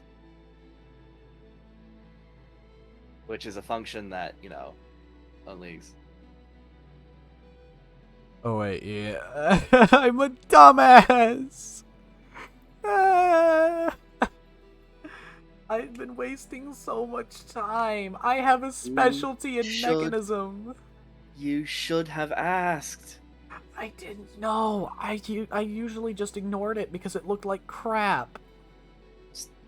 Next time, just ask around. It's a repository of knowledge. It's like, ah yes, did you use the internet to learn about the topic this week? Thank you for following, no, not Coco. They didn't know the internet existed. No, it's the problem of I've used it before. And I just thought it was for trees. And I saw it as the world's worst axe. We have Tree Capitator. I know, that's why I ignored it even more. Oh my gosh. I just saw it as the world's worst axe. Oh, thank you for the stretch. Totally not Coco.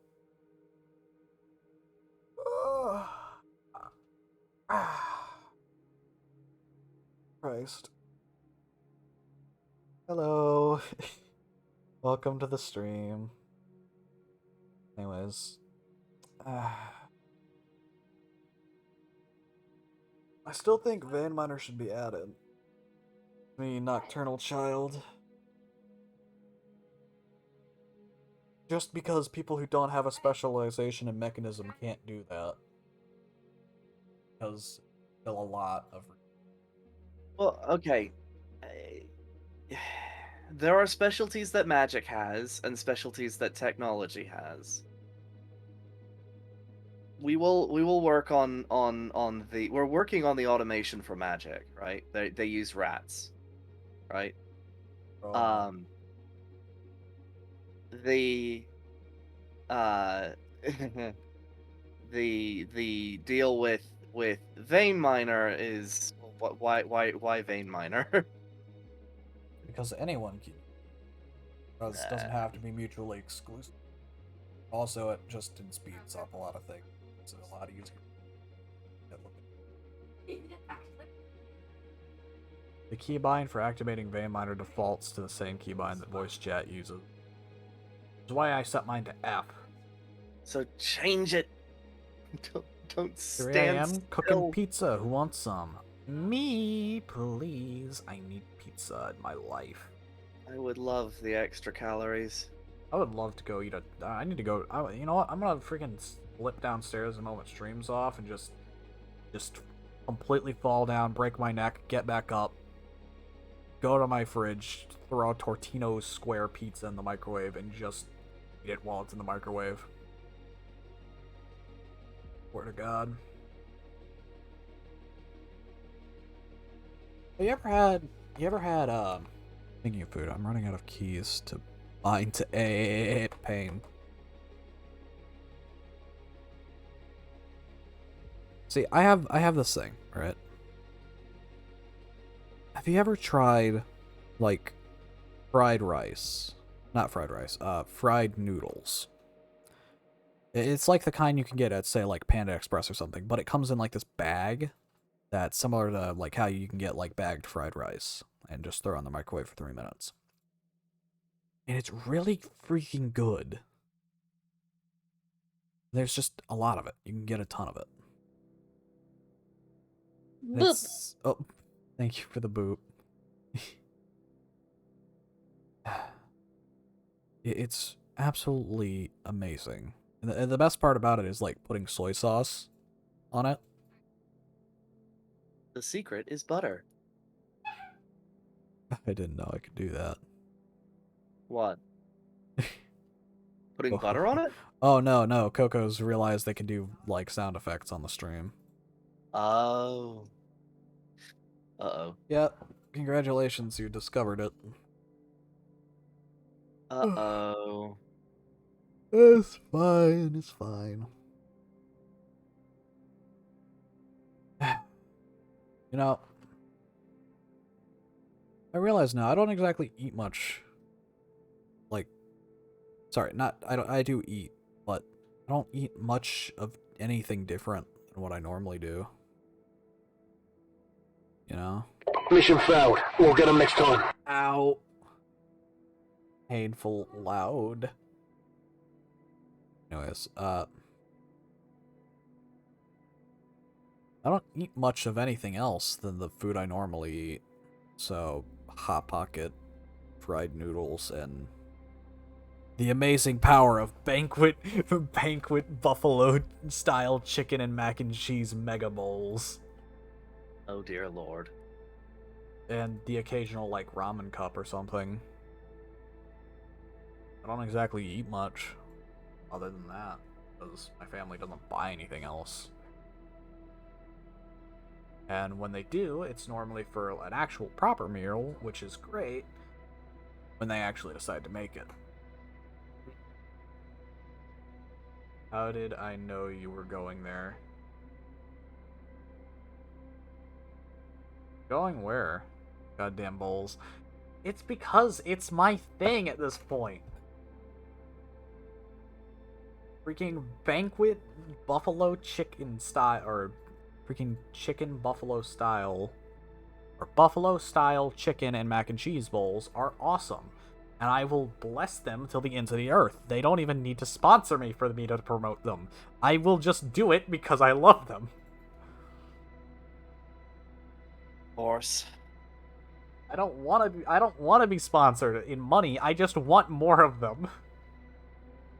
I don't have to be paid in money. Just pay me in banquet the bowls. Being recommended TikTok videos in my emails. So I've told them to stop doing that.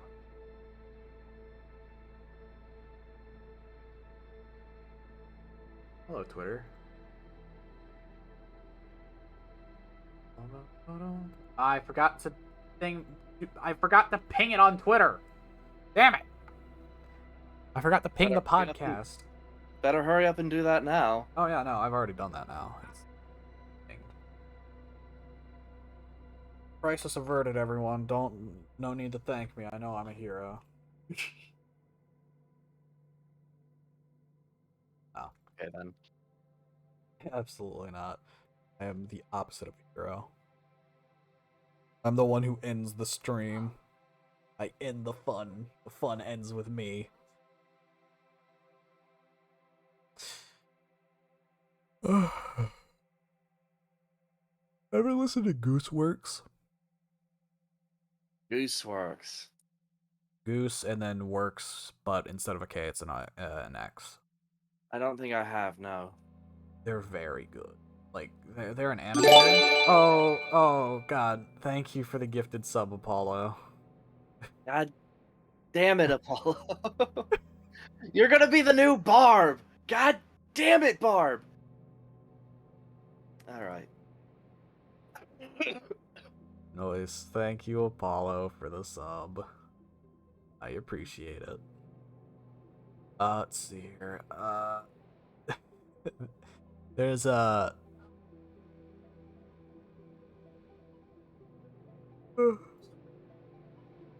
God damn it! I forgot what. Oh, I remember now. Thanks for letting me out of my grave. Did we break him out? Did we? No, I don't think we have yet. Paulo, I don't think I let you out yet, Chief. I think I forgot to. I'll head to the Get your ass back in the grave. You ain't out I'll yet. head to the town real quick. Grave was uncovered and grave was Oh, was it? uncovered and it said Dick's grave. It should I have see. not Dick's grave. It should have been Dick grave. Weird. Anywho.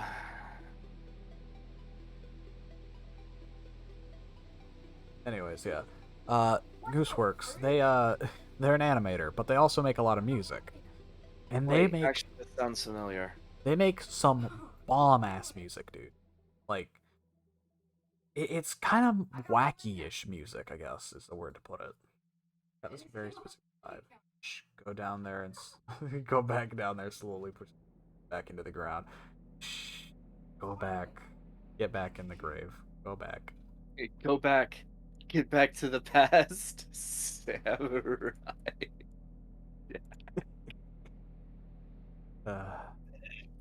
They made a couple of animations. They made Little Runmo and Elaine. Elaine the Bounty Hunter. What was it? They've made a lot of other music, so I actually posted one of their things, specifically the song "End of the Universe" that was featured in Little Runmo. They've also made a bunch of like character themes and such. So character themes for their own characters, of course. But also some remixes of Undertale and Deltarune songs, and also an Overwatch song. They did a remix of either Megalovania or it was the song that might play when you fight Sans. I can't remember which. And also, Deltarune's The World Revolving, which is my personal favorite. They also made a couple other themes that are just absolutely amazing that honestly you should give a listen to if you haven't already. They also made a song. They made a song called Starlight Lane, I think. Gooseworks. Here. So, okay, yes, they did. Starlane Stroll, and then the follow-up to it was Black Hole Blitz, and then Supernova Shakedown, which were... These sound amazing. Yes. There were songs based on, like, you know, Stargirls, basically. Stargirls? What was it? Idea. Sorry, but why is there a Coke can in the corner of the screen? Because I only drink Coke. Sorry, Chief. Anytime you press that hydration button, I take a sip. I'm not drinking water, I'm drinking Coke. I need to rename the command. Just drink whatever's near. Anyways, Stargirls, basically. So, a black hole lady, for Black Hole Blitz, a Supernova Shakedown is a supernova-ing Sun Girl, and Starlane Stroll being what I can only describe as Jupiter. Okay. It's really good. But there's also other ones for their original character. They had a superhero D&D thing, so they made some themes for that. With one of the original ones, like one of the first ones I remember seeing, called General Nausea. Oh my gosh. And it's this little like penguin looking ass with a like a general's cap. Oh.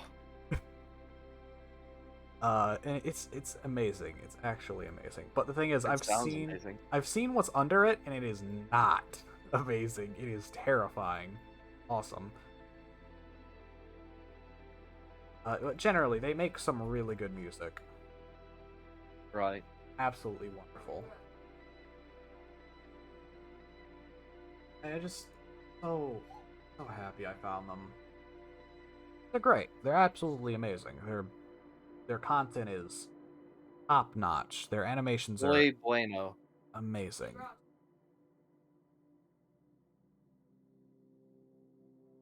It's fantastic, honestly. If you haven't already, go check them out. They're awesome.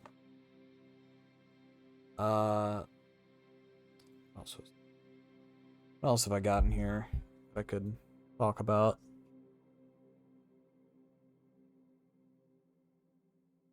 Ooh, should I talk about what happened yesterday? Which thing that happened yesterday? The stream that happened yesterday.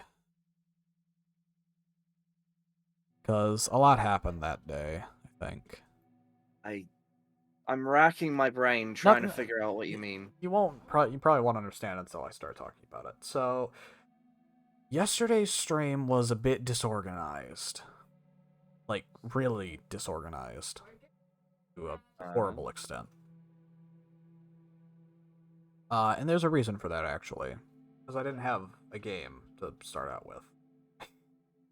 Didn't exactly have anything that I wanted to do in particular. I had 3 choices, and it was play My Summer Car, Streets of Rogue, or Lobotomy Corporation. You did all of those yesterday. Except Lobotomy. I didn't do Lobotomy. Except Lobotomy. The thing is, because I didn't have any specific game I wanted to play, and I've already played My Summer Car, like, to Ad its nauseam. end. I played My Summer Car till its end point. I built the car. That's it. There's nothing else. Like, there is genuinely just nothing else to do there. Besides rally racing and stuff, which isn't really important. Because there's no reason to do it. Because there's no win state. There's nothing to... There is no real win state, so the only win state is the car, and I've already done that, so... So I was like, okay, what do I do now? Alright, I'll move to Streets of Rogue. I start doing Streets of Rogue. And I realize, I remember why I don't stream this game. It's not fun. Well, it is fun to slam people, through straight stone walls with my bare hands, but at the same time, I can't exactly make that too interesting on stream. Right. And so the final resort that night was People Playground. And, There's a pretty good reason that I think Atris saw a great example of why I don't play that game on stream.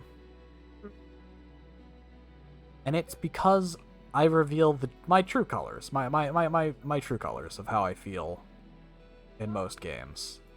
What I spend my free time doing when I'm bored. And it's a lot of not okay stuff. You're telling me. I don't want people to think I'm a psychopath, okay? Too late! Okay, listen. It's simply, I see it as, it's a game, and it's my way of releasing anger without doing anything horrible. Because pent-up anger is a lot more dangerous than slamming someone's head repeatedly into the sidewalk in a game. Right. I'm not insane, I swear. I've just got demented interests. But I mainly find it interesting because it's just a generally fun game. Like, you can do a lot more than kill people, it's just that that's what I decided to do that day because I was feeling like it. Mainly because of the, constant deaths in Streets of Rogue. Right.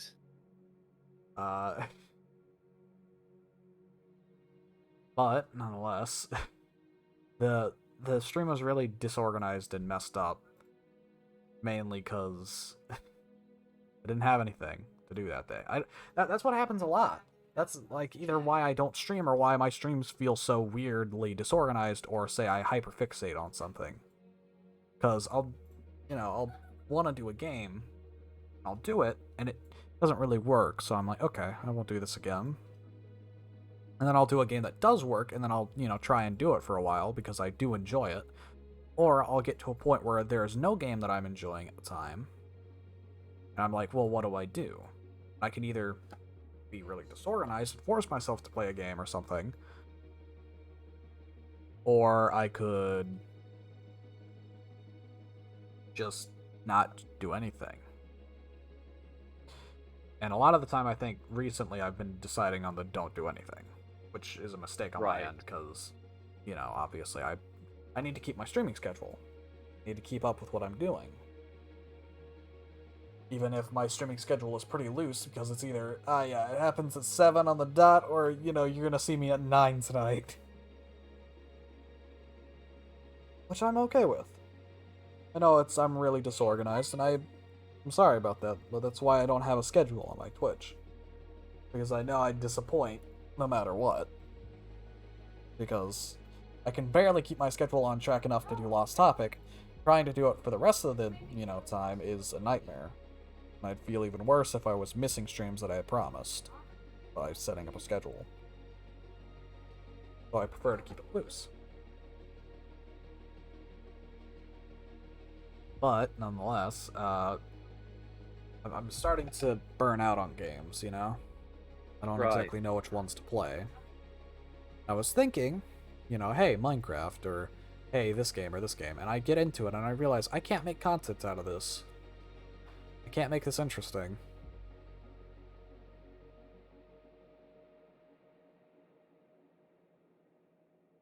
And it sucks, Because I want to stream, I just don't have anything. Play Inscription. It's a card game, right? If so, I'm not very into card game. I've never really been into card games. In fact, when I played The Witcher, I actually did not touch Gwent for the entire time that I played. I avoid card games like the plague. Sorry. Unless it's Uno, then I'll play. That's about it, though. No. It's got to be a very specific kind of card game, like, a actual board game kind of card game. Not like, say, Gwent or something.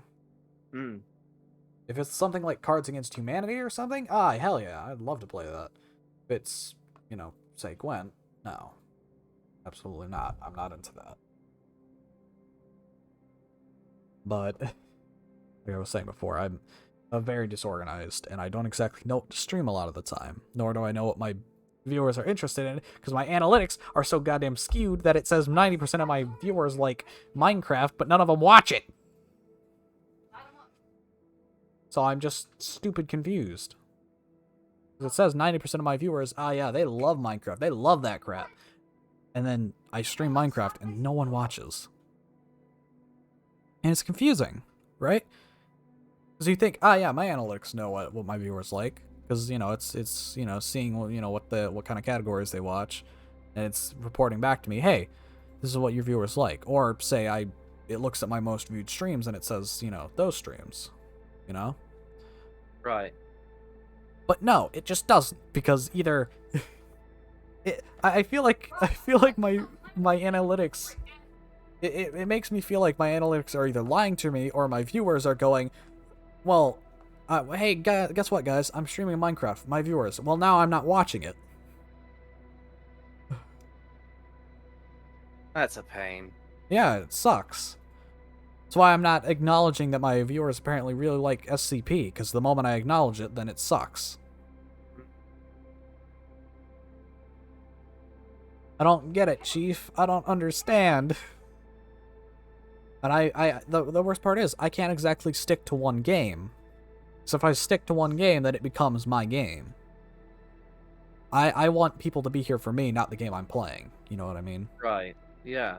So I have to stick to variety stuff, so never sticking to one game and constantly swapping around, which not really great for my viewers, and attracting people. But at the same time, it helps me get closer to what I actually want to do, because I do not want an RT game situations where, say the TF2 community hates my guts because I left. Or, I'm constantly annoyed by people to only play this game and this game alone. Because that's what they followed me for, or that's what they subscribed for. But at the same time, You know, I want to do what makes me happy, and playing one game also doesn't make me happy. I am by nature a variety gamer. Oh yeah. I No, I cannot. I definitely get that. And streaming only one game gets boring after a time. And you know? I was talking about this to a friend a while back. A long while back. Back whenever my SMP was starting out. And it was the reason why I wanted to do solo streams. Because they were arguing to me like, you're doing solo streams and stuff. You're not streaming with me and stuff. Like, why? Because we started streaming together, you know? You're only streaming because of me, and, you know, we want to go do this stuff together. I was basically... I was arguing with them over, like, it's my channel. I can do what I please. You know, if I want to stream and be on my own, I can do that. They were just... You know what? It kind of feels like, you know, they're using you as an excuse to not stream. Like, oh, well, if they're not going to stream with me, I won't stream at all. They don't stream anyways. Like, they haven't streamed in months. Precisely. Even though, you know, they've been here sometimes. Like, I never understood the reasoning behind, oh, well, you know, it feels like we've grown apart. We can't work together anymore. No, because they still streamed. They still streamed after, you know, I started doing solo streams. They were just worried, apparently, that, like, I would never do stuff with them again. And not with that attitude. And ironically enough, it happened anyways, and it probably would have still happened even then. What? Not working with them again? Not streaming with them. Yeah. I mean, if that's their attitude, it's like, why would I want to? Yeah. But nonetheless, you feel like you own me. Yeah. That's dumb. It's cringe. Don't do it again. Cringe. Clip it. Atris Hayport just said cringe. Unironically, it's time. It's finally happened. I'm happy. You clip that, you are going to be dead in the next 24 hours. Do it. It's Poggers. No, it's not.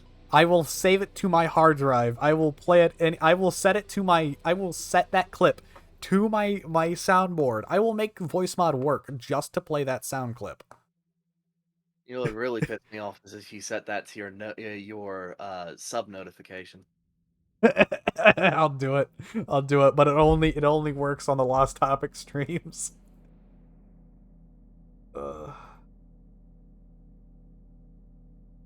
Anyways, it's not the C word that I have a problem with. It's the P word. Poggers. I'm gonna get you to say it one day. No, you won't. Even if you're just saying, I hate the word poggers, I'll clip the word poggers and use it. No, you won't. Oh, I will. No, you won't. Oh, I will. I have gone out of my way to never say it again. Listen, buddy, I've got my hand at all times on the Alt F10 button. I'm saving 5 minutes of footage every 5 minutes. Uh-huh. I will capture the poggers. Mm-hmm. And you can't stop me. Thank you, Tired. I appreciate it. Really, cringe is just a shortening of cringeworthy. Cringe.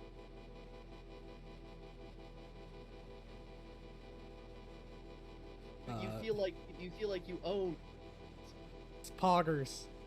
I'm happy. It's time. Unironic. Clip it. Atris Hayport. Cringe. Cringe. Don't do it again. There it is. Cringe. Okay. Making sure. Alright. I'm gonna have the full Twitch vocabulary said by Atris Hayport at one point. I will have it. No, you won't. The rarest thing that I'll ever get from you probably is for you to say weird champ. That'll be, I think, the hardest thing. Poggers is gonna be easy. Poggers will be easy. Weird champ. What the fuck is that? Weird champ is gonna be the weird one to do. What? What? Poggers is baby like baby steps. Weird champ is the real test. What does that even mean? Well, it's like PogChamp, but it's if it's weird. I don't even know what the P word means. Do I need to, like, go and look at the Twitch definitions and show them to you? No, because I don't give a fuck. Say it then. If you don't care, prove it by saying it. It's just dumb. No, but if you don't care, you have to say it, because if you don't say it, then that means you care in some capacity. I don't care what it means. Okay, well, if you know, you don't care, then obviously you can just say it, you know. That's not what that means. Mr. Twists my words. I mean, Mrs. Twists my words. Well, yeah, yes, it does, because if you don't care, obviously, you know, you shouldn't care enough to not say it. Because if you don't These are care, some very interesting mental gymnastics that don't actually have anything to do if you don't, with my hatred of the word. if you know you don't care about it, then you know you shouldn't have a problem with saying it, because by not saying it, you know, you I don't obviously think you can care. understand. I don't care for it. Well then, I don't like it. Weird Champ is used in a moment of disappointment. Using Weird Champ emote means that you feel let down by the streamer. You are being Weird Champ by not saying Weird Champ. What? Why? I am not gonna mangle my English like some sort of weird millennial look at me Yoda. The fact that you are not saying it is pretty weird, Champ. Not gonna lie. Uh-huh. Right. I'm gonna start saying Sag unironically. The longer you resist, the more I devolve. Right. You're the only one who can prevent it, Atris.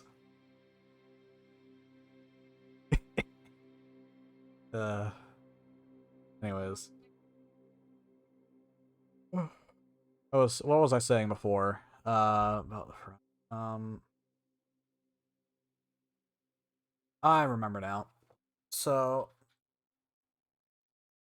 at the time, I was doing I was doing streams with them, right? I was, you know, recording and stuff with them. But the thing is, I was getting worried about something. Something that I still worry about to this day, you know? Step away for 5 minutes to review a VOD, and I come back to Sora holding Atris at gunpoint over poggers. Yeah. Anyways, I was worrying about something big with it. And it was people coming to my streams and only watching my content for said person.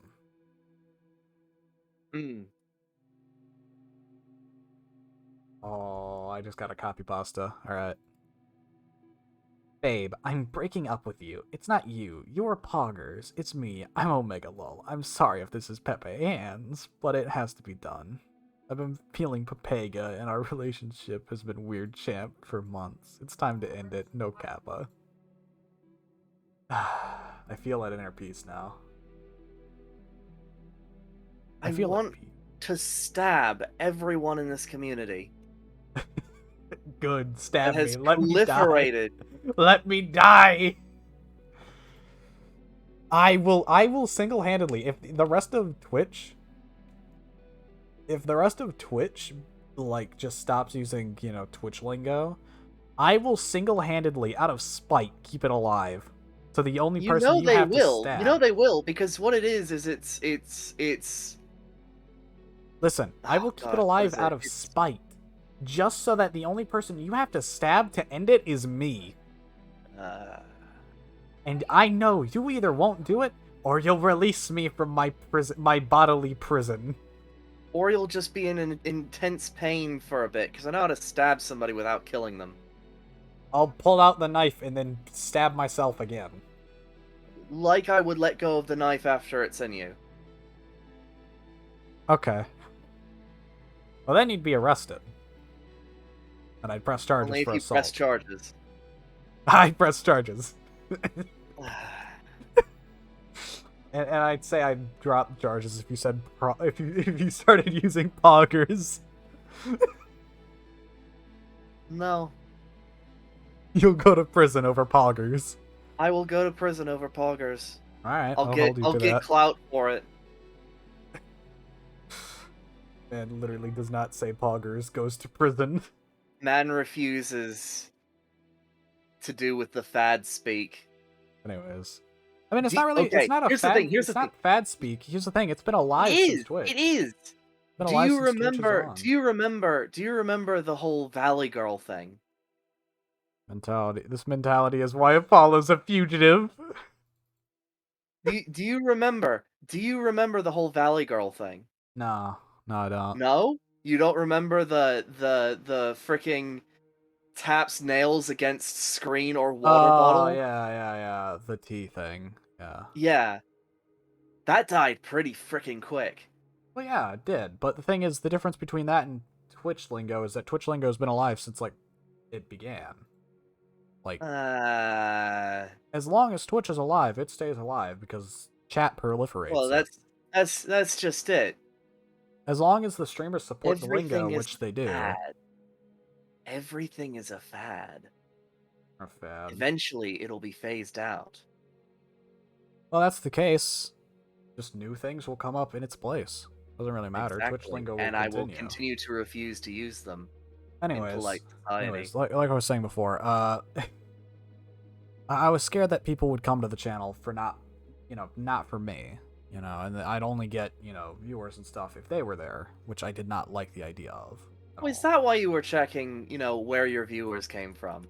It tends to be why I do that, yeah. Because I don't want people to come to my content for, yeah, Tired Arts is here. I'm gonna only watch this because of them, and the moment they're gone. Or, Atris is here. Ah, they're cool, they're funny. Oh, Sora's here? Nah, I'm done. I don't want that to be the case. I want people to be here for me. I think the only Twitch lingo I've adopted is Vibe. Vibe isn't really Twitch lingo. That's widespread. Yeah, no. Anyways, it's a thing with me. I don't want people to come to my content for other people, I want them to come for me. I don't want people to come to my content for the game I'm playing or for the people I'm joined by. I want them to come for me, Because if they're coming for other people, that probably means they're not going to stick around whenever that person's gone. And that kind of sucks, because I'll be doing, say, a bunch of SCP streams, and there'll be like 10 people there, and I'll do the same thing, the same SCP stream, maybe doing speedrunning or something, but without, you are tired, and I won't get anyone there. And I'm worried about that. I don't want that to be the case, because I know that sucks. Because then where's my self-reliance, right? Popping back to Vibe, that is something that I actually did adopt because it makes sense. Poggers does not. Shit. Yes! Yes! Yes! I Clip should it! not have said Clip anything. it! I Clip should have just said the P word. Clip it! It's time! It's done! Fuck you! I'm It doesn't make sense! Alt F10. It has no Alt phonetic. F10. It has no phonetic. Shut up. Alt F10. connections. Shut your dirty mouth. Alt F10. It has no fucking connection to anything. You've been played by the word vibe to say poggers. Fuck you! But in all seriousness, like vibe is just a shortening of vibrations. Whereas what the hell is freaking the P word? It doesn't matter now. What It's is been clipped. I don't give a it's shit. been I'm gonna saved. continue to fucking embargo it. All right. We crossed the line just once. I don't give a shit. All right, time to make something my sub and donation sound effect. I know you won't. Oh, you think so? Well, now I'm Yeah. doing it out of spite. I know you won't, because it's gonna be work. That's mean. Come on. Now I will do it, even if it is work. You seem to Yeah. misunderstand. Why do you think Atris. I was talking about it? I'm motivating you. Crap. I know it's gonna be funny. All right. Crap. Well, anyways, What? I have that saved to file now. Yeah. I have a 5-minute video where at the very end you just say poggers, and I'm gonna put that everywhere. And it's gonna be funny. I've achieved inner peace. Finally. But yeah, like going way back, I don't want people to come to my channel for, people I'm joined by, If people I that, want people to come to your chat just for me. Yeah. Because if that's the case, what's the point of co-hosting this, Yeah. And I don't want, my private content, that you just join in on and are, vibing out with me with. I don't want people to come for that content to just only be there because, yeah, Atris is chilling in the VC as well. On your audience topic, you don't want to be the person I know IRL that has 160 followers, 140 of which are people that followed him because they were in Destiny 2 Crucible Gambit match and never show up again. Yeah. I mean, whatever to boost your numbers, you know? Well, yes, but at the same time... the analytics. At the same time, I feel like you enter a problem where, say, you have, like, 700 followers or something, but you only get, like, 10 viewers. Because none of those people... Like, I know this from... I mean... Jinxie has talked to me about this before. Because they play a lot of... Dead by Daylight. A lot of people who follow them from the matches that they play, Right, and then they never show up again. Because they're just being nice, they're giving you a follow. Which doesn't really help your mindset, because your follow count is not tracking the same way as your viewer count. How you are progressing. Yeah, exactly. But the issue is his constant viewers can't be more than 2. F. So that's what I try and work against that as much as possible. So back whenever I started, my first goal was a 10 follower goal. To make a Discord. I had said, like, if I get 10 followers, I'll make a Discord or whatever. And someone was like, okay, then I'll use my bot accounts. I was instantly like, I'm not gonna make it if you do that. Because I am not gonna have people make fake accounts to overpower my analytics, Because I don't want that. Because that doesn't help me. What it does is it just inflates my numbers and makes me feel worse. Because my follow count doesn't track with my viewers.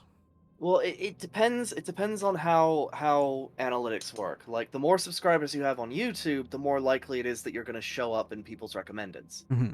But the problem with Twitch is that's not the case. Because right. Yeah. If you say... I didn't think about it when I was just like, whatever you need, but... that makes sense. Say if you go on a... Because most ways people find, new streamers is, say, you click on the Minecraft tab, or, say, the Batman Arkham Knight tab, or something. Something random. It sorts from the most viewers to the least viewers. The issues is one, you can't have as constant viewers, can't be more than 2, and I'm one of those 2. Oof. But it sorts by the, most viewers to the least, or, depending on what settings you have, the lowest to the highest, Which is sucky, because say you have 140 followers because someone inflates your follows. And then, you start streaming and stuff. And no one watches. Because who's gonna scroll all the way down there? I've had this said to me before. Who's gonna scroll all the way down to the bottom of that category to watch you? What makes you stand out from the rest, Right. And, the one way to, fight that problem is personality.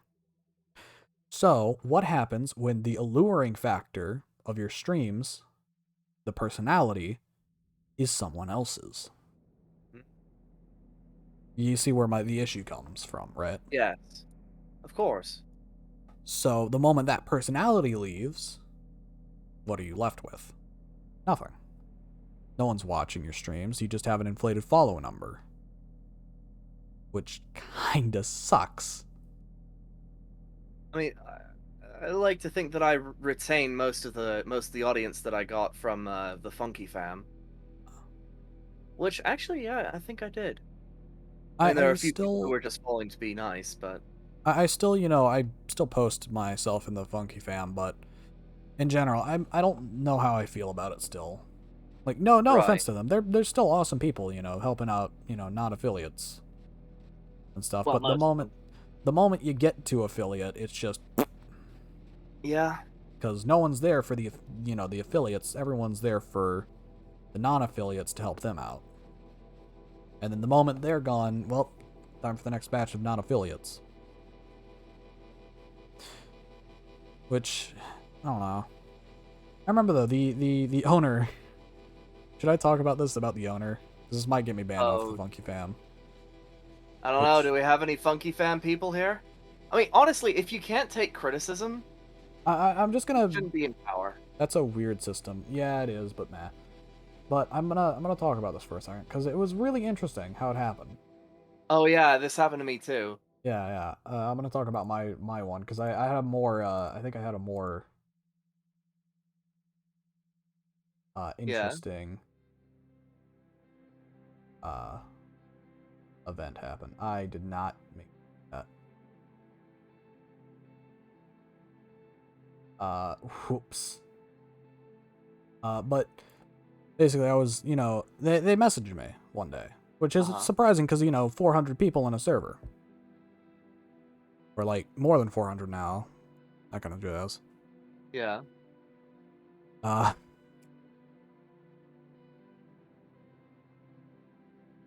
But I say hi, and that day me and Atris were talking about something.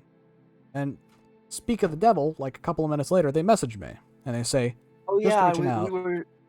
we were talking about how the Funky Fam server is basically. I got a message from the Funky Fam creator, who was just like, "Hey, I'm just following around. Have you made a Hover account yet?"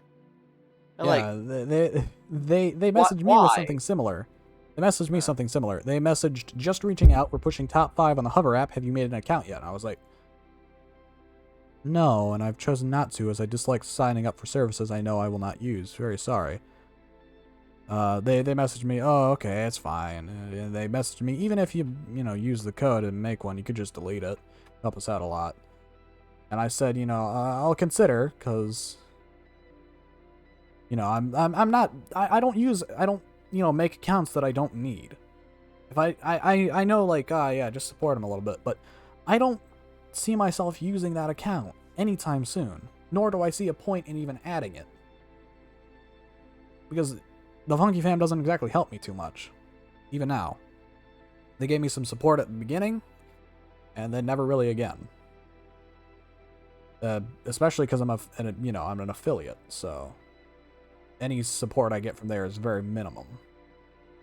They gave me a message. I was saying like, I'll consider, and they sent me a thing. They sent me, the sign up referral thing, and then said, "Let me know, please, so I don't follow back." Lol. So I don't follow back. And I was just like, I don't think I will be. And they just left me KK and left. I don't think I will. No, I don't think I will. No disrespect to them. Like, they're obviously trying to do something there, and it's great what they're doing for non-affiliates, but at the same time, I gotta wonder, like... Well, it's interesting what they define as small streamers, because I noticed in their affiliate chat is somebody, non-affiliate chat is somebody with 200,000, not 200,000, 200 followers, but they're still in the non-affiliate chat. But and I'm looking at that, I'm like, well, I haven't accepted affiliate yet. Can I continue to use the non-affiliate chat? And I brought this up to one of the moderators, and they're like, you should be using the affiliate chat. And I point this out. They're just like, well, they haven't accepted affiliate yet. And I'm like, but that's my problem. They're just like, no, you use the affiliate chat. So, it's funny then. That's absolutely hilarious. Yeah. I think that's... Almost makes me want to open up my mega server that I have that's like triple boosted and whatever.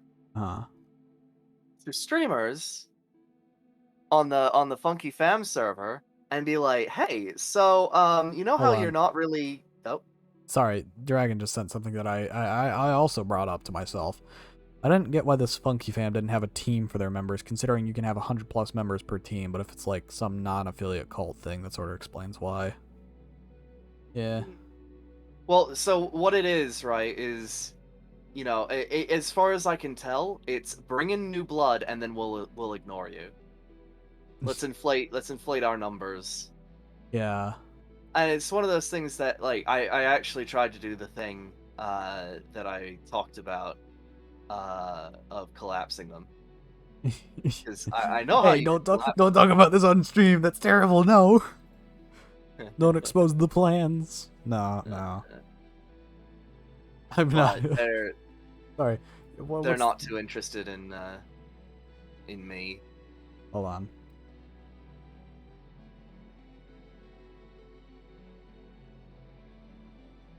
Where's the thing? It's the what is it? It's the incredible scene. I'm not affiliated with you.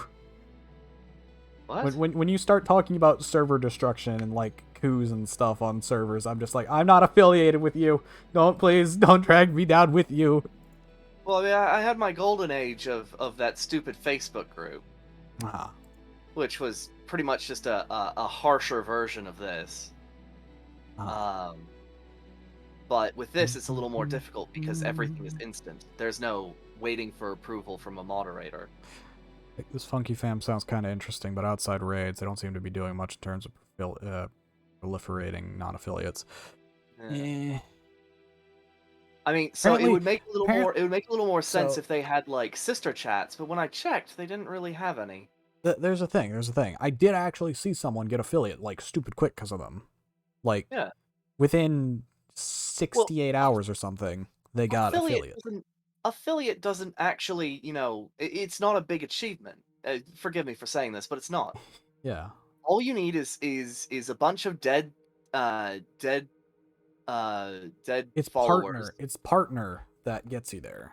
It's partner that gets you there, yeah. And to get partner, you have to have you have to have an actual following. Yeah, you actually have to have a community. Not a bunch of deadheads. That's a good term. Deadheads. Deadhead followers. Yeah. In terms of head count, they're counting a bunch of dead people. Yeah.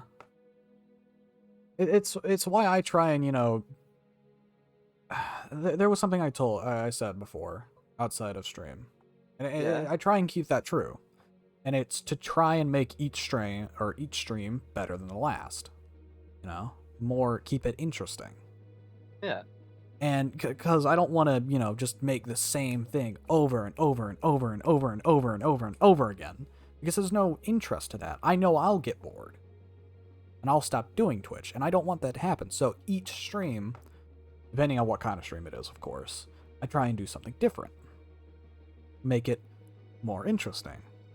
Spice it up some. And try and make it more entertaining. So whenever I see, you know, I do something, you know, that I think is entertaining, and then I go back and I look at my analytics, and that part of the stream is the most non-looked at part of the stream, I'll go like, okay, that didn't work. How do I improve on this? You know? Right.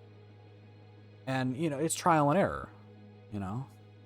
And I try and grow my viewer base from it. And it seems like it's working so far, because, you know, there's a lot of people around now. Whereas a couple of months ago, back when I was doing my solo series on Minecraft, I was getting, like, no one there. Then again, I was doing it in the middle of the night, but meh. But, you know, suddenly, you know, now it's, you know, I'm doing good again. And I'm feeling great, you know? I'm not, you know, terribly missing out on bits and pieces. And I'm starting to slowly rise. I'm not, you know, falling constantly. Right? Right. And it's great. Because I feel like I'm actually improving. Because you look at me like, say, when I started streaming. Uh-huh. And that was just this year. Like, it's not even been a full year yet since I started. And I can tell that I've already changed a lot. And anyone that looks at me can tell that I've changed a lot. I've gotten a lot more open with how I present myself on stream. I'm not, you know, hiding or masking my voice or anything. I'm not doing any of that. I am hiding my face, but that's more because of personal, I don't want to dox myself kind of thing. But, you know, I've cycled through avatars. I've cycled through personality types. I've cycled through how I do my streams even. Because there was a portion of my entire career so far where for a long stretch of time, I adopted a specific kind of personality for it. A very specific kind. Because I realized I had a really good voice for it, and I felt like I could do that. And be a lot better going out like that. Where I would play some, jazz. Some, like, really nice and calming jazz. And I'd use a more calming voice rather than my normal one. And try and be very calming, and very relaxed and laid back, rather than loud and obnoxious, or, bombastic or ecstatic, any word you want to use for that. And I realized that wasn't really what it was for me. Maybe for, like, a certain series or something. But I realized I was kind of denying what I was, I know yeah. I'm a very energetic person. I know I'm a very outgoing person, at least online. So to deny myself that, especially here, which Twitch was supposed to be my way of, learning how to speak to other people and socialize better, and, learn what people like and practice talking, because I'm still deadly scared of people, But this was a way to learn how to get better. So to deny that part specifically was to realize, man, I'm not staying true to what I was doing. I'm not, being myself on stream, right?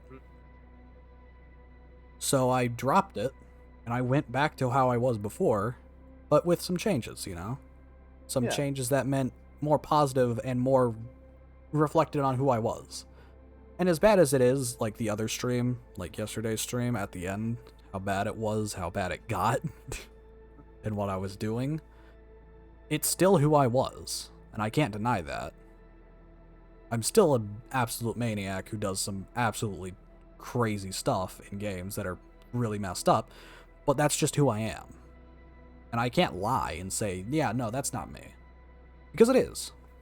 And I don't want to lie and say it's not, because if I lie about it, then I'm both lying to myself and lying to my audience, and also to my friends. I know I'm screwed up and I do some screwed up thing, but I know I'm a normal person outside of that. Because I only do it in those games, Morbid curiosity. Morbid likes and, things I like to do in my free time. But the longer, I ignore that and I say it's not me, the more I feel bad. So the longer, I did this smooth voice and I talked calmly with jazz, the more I realized I was not exactly being myself, and I realized I didn't like doing it. It was easy on my vocal cords, and it made, playing throughout certain games a little easier, but overall, it wasn't very good. You're falling back into it. I know. But there are still remnants of it, still around. Like, every now and then I decide to use the same jazz that I used back then. And this room, the PNG of the room behind me, only got chosen because it fit the aesthetic of the song. And the aesthetic I was going for, of some calm-ass person just talking to you. But I'm not calm, so the music had to go. And because I'm also not calm and I don't have the music, the voice went as well. I just had the most surreal situation. I need to talk about it. Go ahead, Chief. Wait, what? Who's Apollo. talking? Oh. Hello, Apollo. It's wild though, I was walking my rent to the office, right? Huh.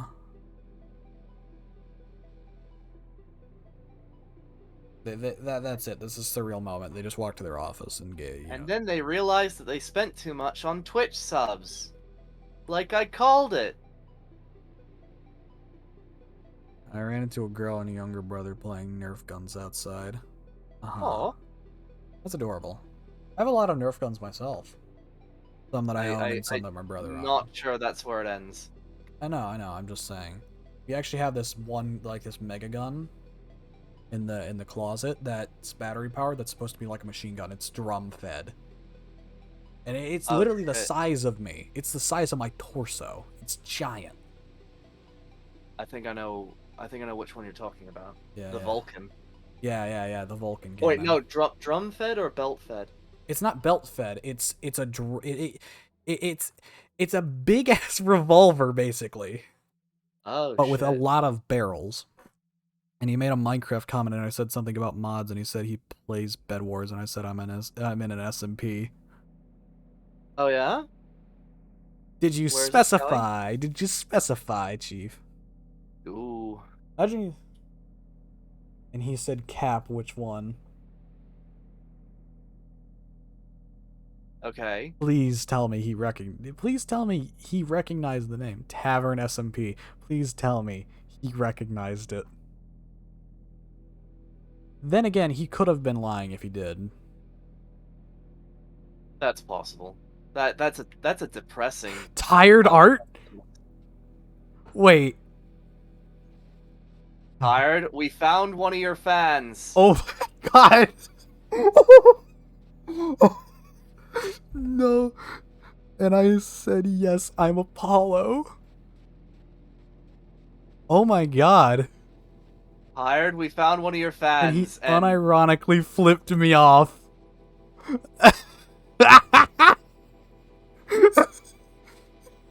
You're kidding. We're actually gaining traction. Curls up in a ball. Oh. That's surreal right there. Just when you find someone IRL, like, what are the astronomical chances of that? What in the astronomical fuck? Like, you think that kid, like, you know, watches, you know, the Strisher was watching Tired's stream today. Oh my god.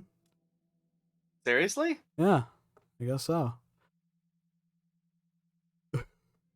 You ever wonder if, you know, I wonder, do you think because Tired hosts my stream, they get a peek of me? And so, Maybe. cause I stream with Tired now. Like they join in sometimes. So do you think? I wonder. I wonder if they know me. Hey, person that Apollo just talked to. If they're here, I don't think they're here because there's only 4 people here, and I can probably count them. It's It probably would be Dragon. amazing if they were here. Tomorrow, Tired, sell out to the stream. See if we can get some people over here so you can talk to them. Ask the kid who's their favorite, and they said Keon. I mean, yeah. Yeah. Augers. That is. Okay. My brother had a moment like that too, because they had a channel as well at one point. Not talking about Twitch. A long time ago. Actually, on Roblox, they had a Roblox channel. I'm so high on adrenaline right now. Yeah, but they had a Roblox channel. And they did the whole thing of not using a mic. They used text. That jazz. What? Yeah, they used in-game text to talk, which was kind of ass, but meh. But the surreal moment is that we were just playing this game, and I left, after a time. It was like a game. It was like a game dev tycoon in Roblox. Someone had joined and said, "Oh my god, it's you," and actually talked about their videos and talked about, like, why don't you post anymore? Oh dear. Which, it's wild when that happens. It is. I'm burning up with shame at this point. Oh crap, real people actually watch my stuff. The worst part about like a situation like that for me would be I can't tell people that I'm Sora, cause then I'd be doxing my face, which kind of sucks, but meh. I'm a small red ball of anxiety. Congratulations, Tired. People actually know who you are. It's hilarious how that happens. Like, for real, like, it's wild, Because you think, funny moments, it's just all fun and games, and then you encounter someone that isn't from your Twitch chat who recognizes you. The sister asked when there's gonna be a Xena and Atris merch. Wait, what? Why me? The android is lovable. Okay, now This sounds made up. Yeah, now it's starting to sound made up. Yeah.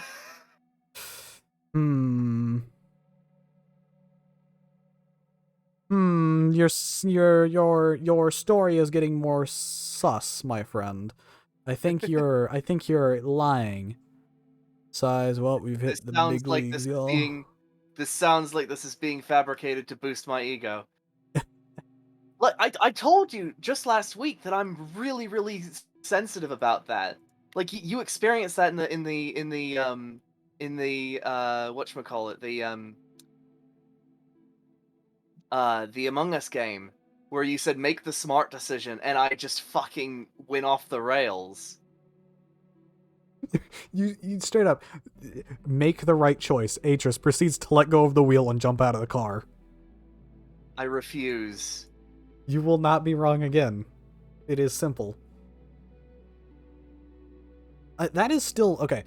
Speaking of Among Us, moving past this absolutely hilarious thing that's just happened. Right. Among Us. I actually feel my face burning up. Why am I afraid of this? I don't have water, Apollo. You've been scammed. Sorry. But no, Among Us. I was talking to Tired about this. Drink Coke. I don't have anything. I drank all my Coke already. You were talking to Tired about this. I was talking to Tired about this, about why I don't want to do Among Us. There's a really good reason why. Disable to the option. No. I will refund you, though. Why I don't play Among Us anymore. The biggest reason why I don't even stream Among Us is because I absolutely despise the last stream I did of Among Us and just how it was. But it's fine. Like, the Among Us is fine. Like, I don't have any beef with the game. It's just I personally don't enjoy the game, and I know it always turns into a yelling match, and I don't like that. Like, I know I scream and yell a lot, but it's just I don't want to have my stuff be that.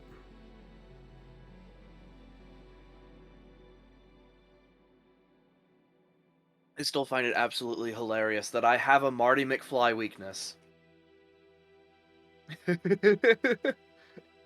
Just anybody mentions make the smart choice and I will do the exact opposite of what they say.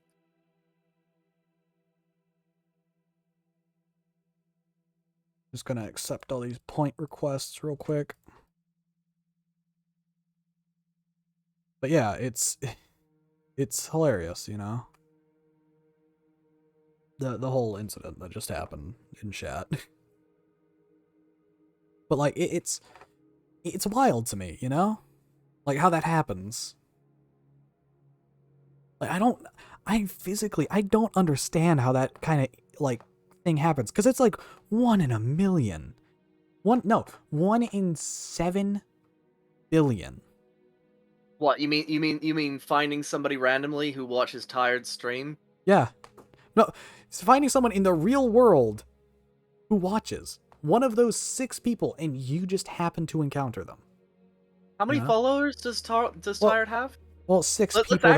Let's 6 people who constantly watch. You know. Okay. All right. So but that's but 6 I don't people know. who constantly watch during the stream. How many people watch after? I don't know.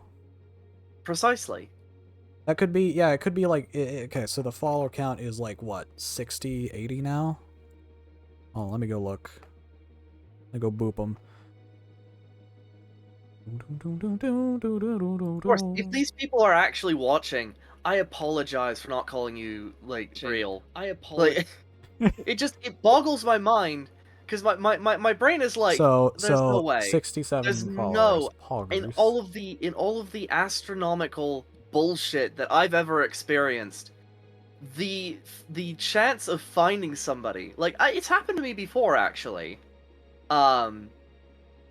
ironically, but it was when I was in college. I promoted my YouTube channel, You'd have like and a.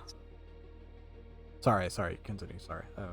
um Bad. and this random person says, "I recognize that voice," and I'm like, "What? You're Atris?" And I'm like, yes. Yeah, my friend showed me your channel." I'm like, "Okay." I'm worried about that because I don't know. I have a very specific voice. Thankfully, though, my face doesn't exactly match up too greatly to my voice. You know. Yeah. So I might be okay. It's just my voice. If I ever encounter a situation like that, I physically, as much as I want to, I cannot say it's me. I can't. Which is the worst part. Because as much as I want to, I want to keep my, my identity as, a safe kept, closed secret. Because I'd prefer not to be doxxed, seeing as I live with my family currently. Yeah. And even then, I don't want to be doxxed later because, I don't exactly want to, have people know where I live or something. That's terrible. Precisely. So, it kind of sucks, And besides that, I'm not exactly too confident with how I look, so sucks. But it's hilarious. But also, what I was saying before, we should make a community channel for a tavern. I have a community channel. I have a community channel for the tavern. Oh, hour. So it's not precisely a community for the tavern, but it is a community, and it's quite large. It's the triple boosted server. It's the mega server. I think as a general rule, if people just don't want to be doxxed, you don't have to justify that. I like keeping my IRL identity and who I am online separate. Yeah, I feel that, Tired. The fun thing is, like, I don't really have an actual online presence for either. Like, maybe Atris, but my actual identity is still shrouded in mystery because I don't post shit. Uh-huh. I don't share anything about my life. Later, can you like, I don't know, just like send me that channel. What channel? The tavern, the community channel. Oh, hang on. Because I've got no clue what it is. You want to spread it around? Okay. Yeah. I mean, here, it'd be good because, like, so- those kind of people, they'd be able to go to everyone's stream and see everything. If True, and I've been posting everyone's stuff. If I ever decide, yes, it's finally time to start streaming Tavern again, because I want to stream Tavern desperately, because I'd love to do Tavern stuff and be able to just, vibe out on Tavern while maybe not doing lore stuff every now and then, but working, But I can't find the effort to because, well, kind of sucks, Wait. Gosh, dang it, I can't. Are you already in it? Hang on. I don't know. Sora. Enter. No. Hot dang it. Alright, Copy. Oh, it can tell I'm on a stream for some reason and it's hidden the thing. Alright, here you go. Tired is the one that maintains an online presence, and Redacted is the IRL one who stays in the shadows and doesn't show up anywhere. I have a really good image. Atris, I'm here. You are? Yes. Yeah, that's the oops. I said community channel, not server. Oh. Dummy. I Well, said we need a community server or channel. Well, it's a different server because I don't want people like getting into the back rooms. Yeah. I'd rather keep them separate. So we've got a community. This ties into a disillusionment of self and crap, but it's really deep, so I'm not gonna dump it. All right. Fair enough. Wait, what? Tired saying stuff in chat. But in general, I think the reason why I don't is just because I'm, one, scared of just being doxxed in general, but also I've talked about this to Atris, and I've talked about it before on stream. Scopophobia. A wonderful thing, isn't it? The fear of being stared at. For me, it can be even just a glance, and I'm absolutely dead. I had it, and an identity crisis that I had a month ago. F. But nonetheless, it's a thing. Like even just like looking at a picture. I'm not very photogenic. I don't like pictures. I don't like any like actual evidence of my face or anything around. Basically, I'm the IRL embodiment of 096 is the best way I can explain it. I get really peeved if, someone posts or, does something with my face that I'm not exactly okay with, Or, takes a picture without, consent or whatever. Yeah. Because, I don't exactly like that. That's kind of a dick move. Yeah, no shit. That's why I hate Christmas. Everywhere there's a camera, and everyone, no matter what, even if I say I do not like cameras and it literally scares me, let's just point a bunch of cameras in their face and watch them open the present. Being around people is hard enough for me, seeing as most of my relatives I am anxious as crap as crap around, I'm physically shaking whenever I'm around like relatives and stuff, even relatives. Like around people, shake a little bit. Around anyone, just shaking. Pure unadulterated anxiety.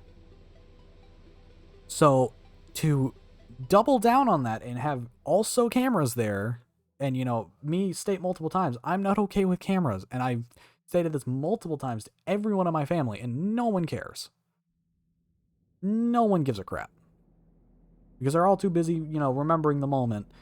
Meanwhile, I'm remembering the moment for an entirely different reason of, you're shoving cameras in my face and now I have a vendetta against you. I'm gonna cancel you on Twitter. That's the only thing I'm remembering. Remembering your name and your address. I'm gonna have the hatchet ready. But no, it sucks. Because I don't want to, be scared around them. Because I can handle the, being around them for a little bit. That much I can handle, but whenever the cameras come out, it's just like full downhill. It got to the point where I decided for Christmas, that mask I have that I used on Halloween? Yeah, that I you showed? wear it? I wore that for last Christmas. Don't blame you. Just to avoid everything. I hate cameras. It's as simple as that. I do not and will avoid cameras at every single point I can. I will avoid them. And it sucks. Because I don't want to. I don't want to be scared of cameras. I don't want to be scared of, being seen or anything. Just that I am. I can't help it.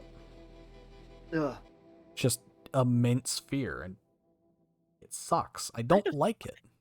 I had a friend, this is a very weird and morbid topic, but I had a friend who had this theory that Alzheimer's was actually linked to, whatchamacallit, what's the term? Nostalgia. Uh-huh. An unhealthy attachment to nostalgia. Mm-hmm.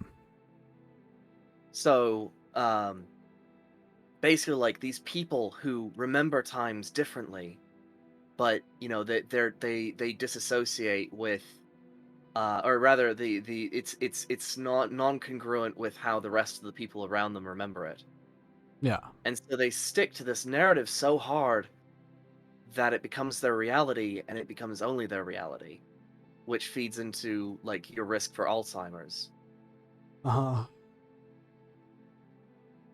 So these people who are so adamant of recording everything and remembering it, it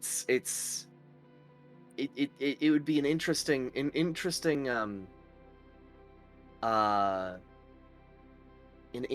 study to see if it's actually correlated.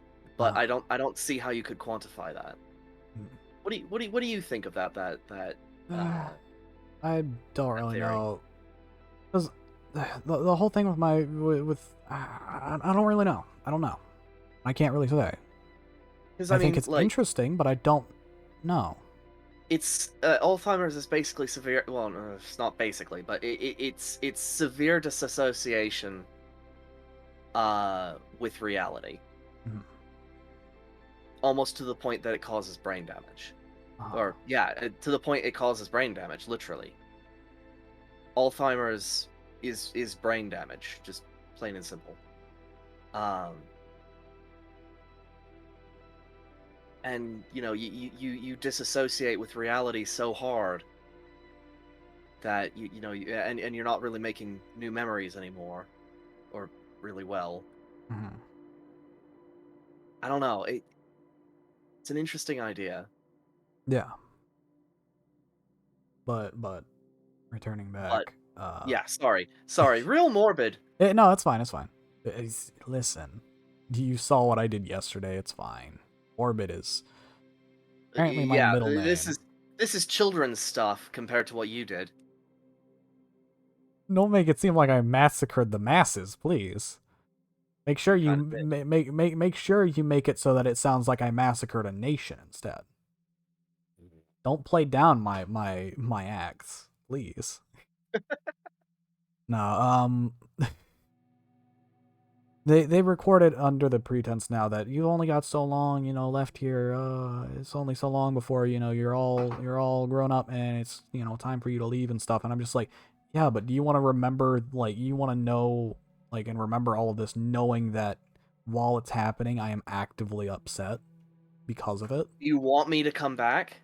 Do you want me to be upset about these memories? Because that's all it's gonna do. Every time, memories that you make yourself are great. Those are fine. I'm fine with those.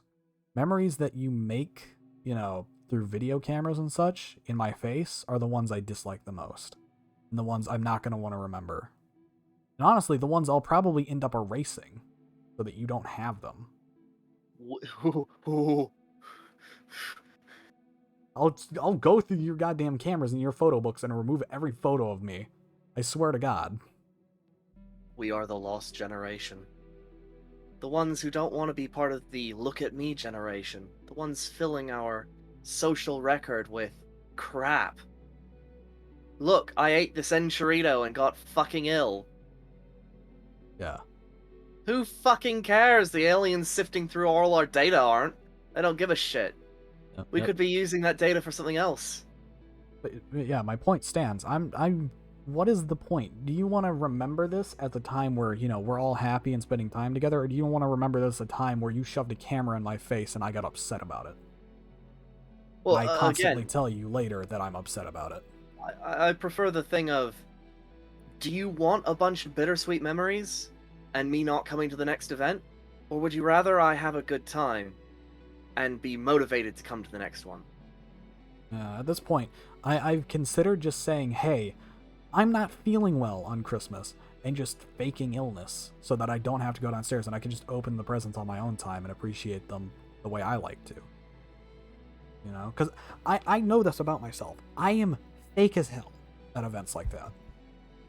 Because over the many years that I've been in this family, I have been conditioned to fake emotion so that I don't get in trouble later. Because it's the kind of thing of, oh, be nice, don't say you don't want this, always be appreciative. I am. It's just the problem of I can't express that the way normal people do. I don't express it the way that. It's funny how being in polite society is just making better psychopaths. Mm-hmm. I don't like the way I quote unquote appreciate things, because I don't appreciate things like that.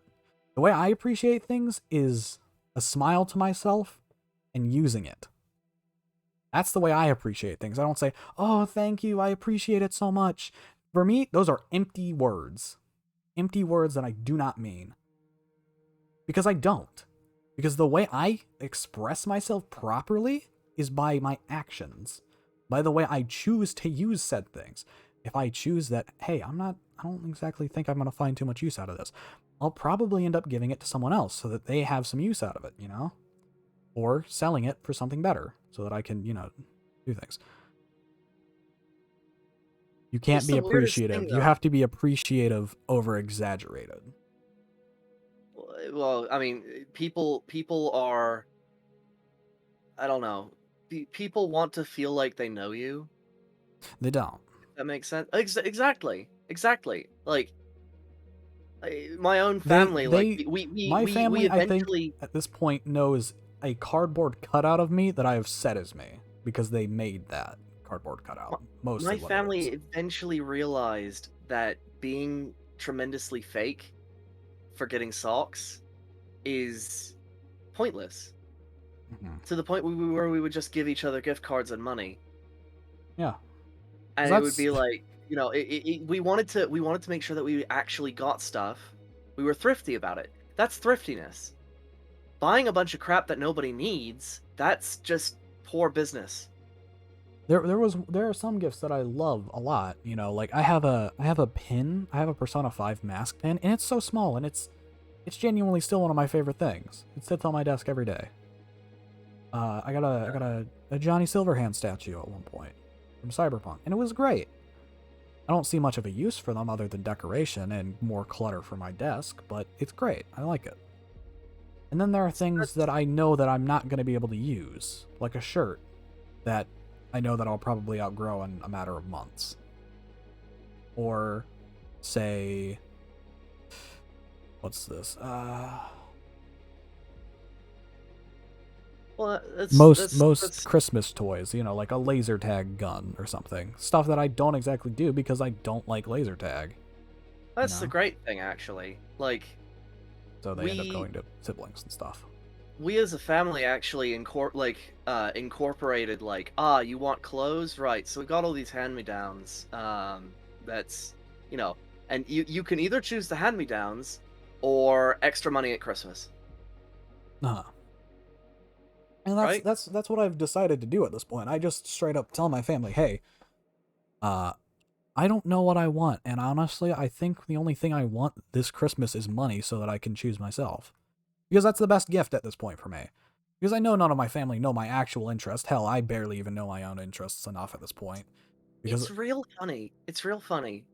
We as a species, after we developed the internet, became beings of instant gratification. Mhm. We never, like, it became impossible to shop for my father because they were the main breadwinner of the family, and they would just order whatever they wanted. Uh, Like, there was no point in buying them that new shift lever for their car because they would just buy it. mhm. They're like, it would come instantly, right? Because you know, the wonders of Amazon, whatever you think about, you can just impulse buy and be done with it, Yeah. as opposed to, I oh, feel I like that's a really, lot of I what could use Christmas a, is at this point. It's just, what Christmas was. It's no longer Christmas anymore. There's no anticipation. There's no waiting for months on end for that thing that you wanted because it just comes in well, yes, like but at the same time, a week. it's still a thing with my family. Like, that's still how it works. It's just the problem of the instant gratification is there. Hmm. The instant gratification happens on the day of Right. Christmas. Because rather than, you know, getting a bunch of personal things that matter a lot and that people actually wanted and need, so specifically say me, because my family still gets me like kid stuff at this point. Like my relatives and stuff still gets me kid stuff because they haven't exactly been around, nor have I been, you know, getting out of my room and stuff enough for them to realize that, hey, this person is not a kid and they certainly do not have kid interests. So, you know, they'll get me You, statuettes you and things whenever I need things like I need what is it? I need computer parts, man. I need things that actually help. I need things for my job at this point. And don't get me wrong, a small thing like say the Persona 5 pin I was talking about. It's so small and yet it's actually one of the things I love the most because it's one of the only things I think I've gotten that truly was something I was interested in. Because I was interested in Persona 5. It's still one of my favorite games, so to get any merchandise of Persona 5 is amazing. It's such a simple, dumb thing, and yet it means the most to me because it means one family member actually knew enough about me to know that my current, like, mega interest wasn't actually Cyberpunk, and it was Persona 5. And I was just using Cyberpunk to, deal with the fact that I couldn't play Persona. Which was amazing. It was dumb, it was little, but it meant the most. And it wasn't instant gratification, it was the longest overtime gratification I've gotten. This thing It was something that you didn't know that you needed. It was something that I didn't know I needed, but I'm happy I got it. It was one of the only good surprises I've gotten in a long time. That's also something that I think we're missing.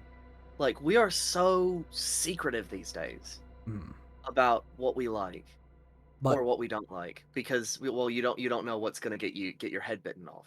Yeah. And also you don't want your parents to know what you're into because they'll either bite your head off about it, or they'll get into it themselves, and I don't know which is more horrifying.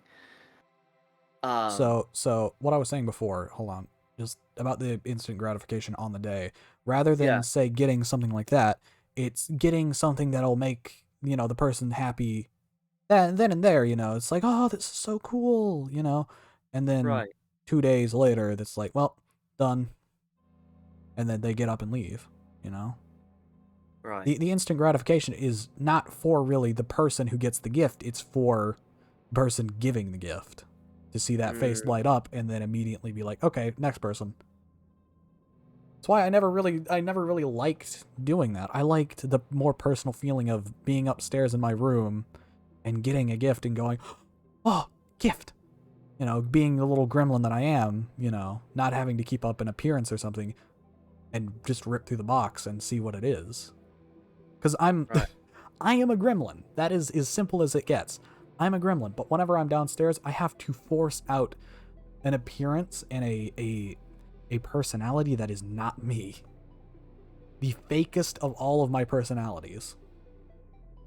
Because I have my stream personality, I have my personality, and then I have the personality I use whenever it's a it's a family event or something. Or whenever I'm outside. That is the fakest personality I have.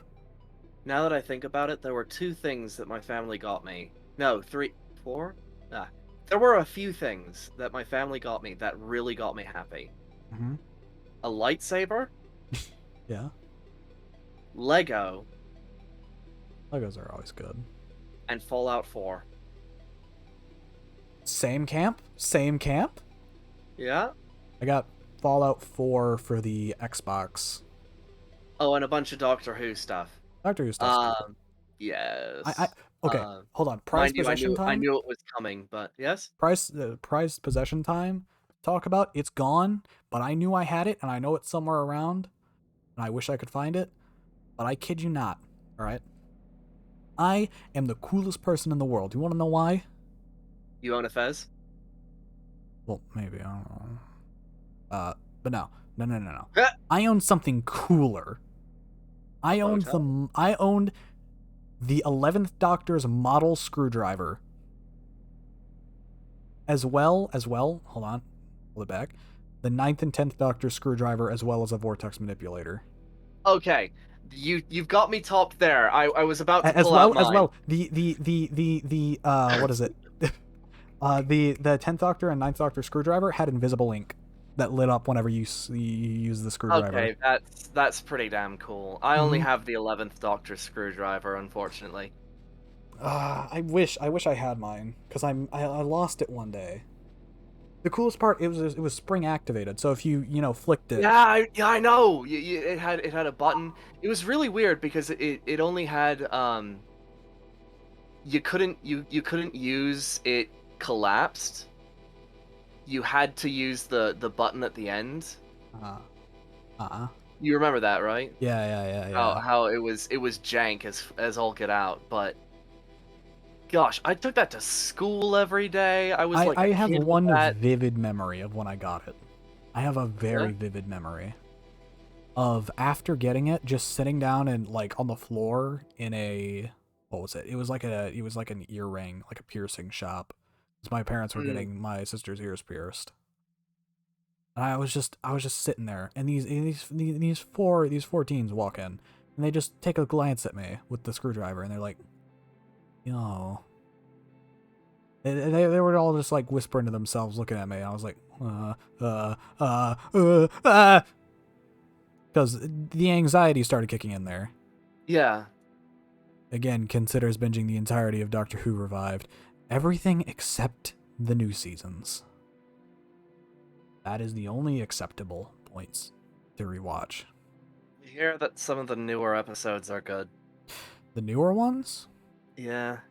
The newest, I should say. Capaldi is. Capaldi's isn't good. You hear? No, Capaldi's got preachy. Yes, I do know what you're talking about.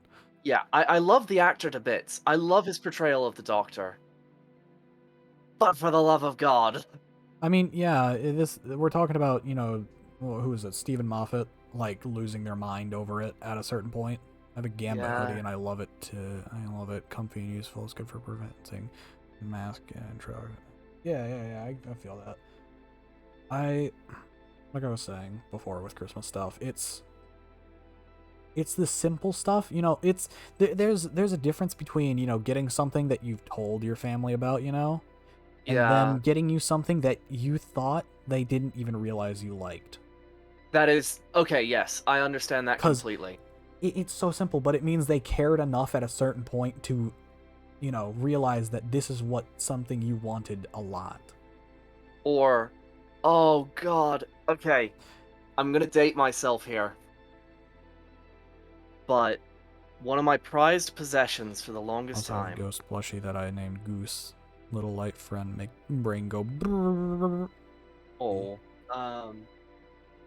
One of my prized possessions for the longest time was this silver replica of, or silver plastic replica of, uh, Anakin's lightsaber, right?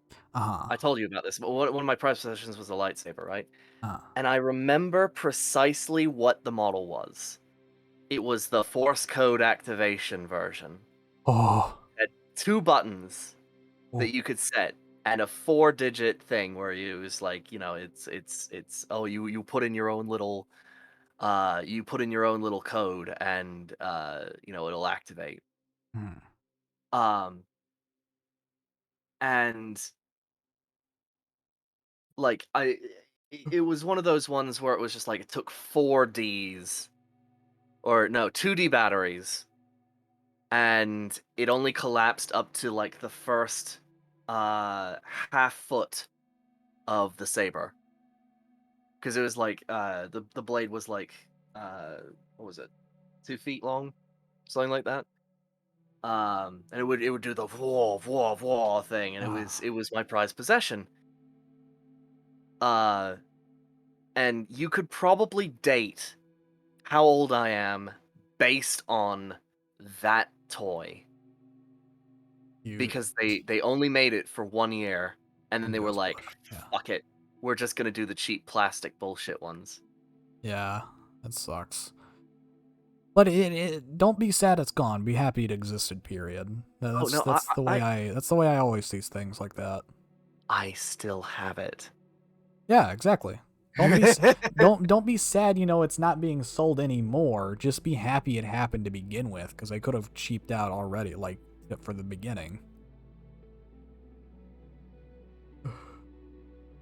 Oh know? man, but The way I try and keep. I that was actually one of my first lessons in cryptology, besides the one with my teacher. Ah. And that one quiet kid in class. Was I would walk up to my sister's boyfriend with it, and they would guess the code practically fucking immediately, because there's only so many combinations that you can do with it. Uh-huh. Like you can press one button 4 times, the other button 4 times, alternate. It was pretty it was pretty. Slam your hand on the keypad a bunch of times. Eventually, it'll work. Yes, precisely. Eventually, I just set it to press one button and it'll activate. Because what's the point? Yeah. What is the point of a lightsaber if it doesn't activate? 6969. What's the point of a lightsaber if it doesn't activate on time? Like, oh no, it's General Grievous. Better activate my lightsaber. Better input this 4-digit code, and my arm's off. 6-4. Oh, here's my arm. Goose is in Discord. Goose. Goose. Goose. Goose. Goose. My brain's drawing a blank. Are we talking about like Goose? Chat. You want to learn? Like I was saying, it's Christmas at this point for me. Besides the tiny itty bitty gifts that I get in private, or that everyone at the party goes, or not the party, the gathering goes like, oh, that's small, It's like I'm ecstatic about, and I don't say a word. The worst part is I can't say a word about it because I'm too nervous about it. Because that's how I'm actually appreciating it, is when I don't say a goddamn word and I'm just looking at it with this smug ass grin. Yeah. It's such a simple but absolutely adorable thing that I've gotten, and I'm happy about it. And then there's these more bigger and extravagant gifts, like I said, the Johnny Silverhand thing. And I'm like, This is a thing. You're reveling in silence. Exactly. But, I'm like, this is cool. Thanks. In obviously a much more convincing tone, obviously. And I'm just looking at it like, I don't know what I'm gonna do with this. 'Cause I don't. It's just clutter for my desk. Whereas the pin, I use it on my top hat. A hat that I rarely use, but I love to bits because it's something I wanted and I got what I needed, and I'm happy about it, and it helps. Okay, you ever get a gift that you're just like, what the fuck is this? Christmas is the only time that I can vocally stim without anyone looking at me weird, because they understand that weird, tired, noise equal happy. If only my family understood that. Because it's like I said, I don't react normally to this kind of stuff, I do not go, yeah, thanks for this awesome gift. I appreciate it so much. I am a quiet person outside of stream. I kid you not. Outside of talking to other people and streaming, I have not said a word. I can probably count how many times I've spoken on 2 sets of hands in the last few weeks. I've gotten to the point where I'm talking to myself as if I'm on stream. Oh no, every other day of the year, weird noise equals WTF. Yeah. It just even on Christmas though, for me it's no time. There's no time in the world where weird noise equal happy. So I just shut up. I don't say a word. And I have to wait till, oh, hey look, it's my turn to start opening my stuff, even though I don't want to open my stuff. I want to keep it safe and take it upstairs and open it in my free time where I can truly appreciate it. Because when I'm sitting there, I cannot appreciate it. I get angry. Okay.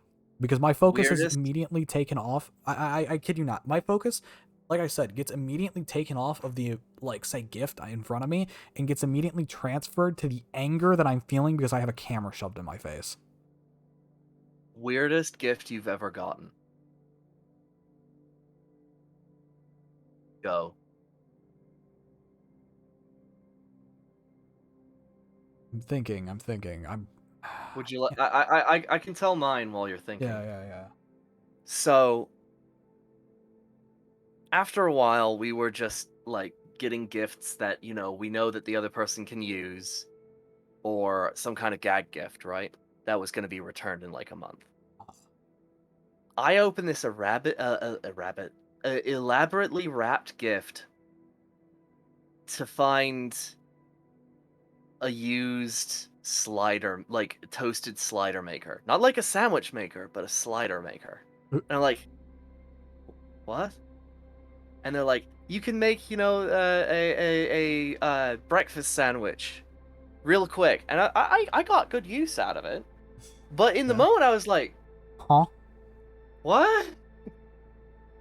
You could have just handed this to me in a bag, and I would have been like, I probably would have been less confused, because I was like, why did you go to the trouble of wrapping, not even in box, it wasn't even in box, it was this clamshell, round, what was it, Craftmate, or whatever it's called, Kitchen Mate, sandwich maker, that I would put English muffins in, a sausage patty, crack an egg over it, and some cheese, and then the other patty, slam it down, hold it there for like 3 minutes, and it would be done. Okay, I have an answer. I do have an answer Yes. now, actually. So, the weirdest one I can remember, because I don't remember 90% of the stuff I get, because it either goes, to use almost immediately, so I've forgotten what it is, or it gets given to a sister or brother. Mm-hmm. But the weirdest thing I can remember that I had to return because of how odd it was, and I didn't understand it. It was a thing from Toys R Us when Toys R Us was still around. Actually, no, wait, Toys R Us is around now with 400 locations again, which is wild. My death was greatly exaggerated. So, you're the punk I've been hearing about. Anyways, Amazon getting real sweaty. No. We returned it to Toys R Us because it was this box, okay? And it's got a box wrapped in zip ties and duct tape. Can't remember what was in it or how I was annoyed at my father for wrapping it like that. Fair enough. But what I remember, it was a I remember the box vividly. It was a like jungle box, and inside of it was a robot, like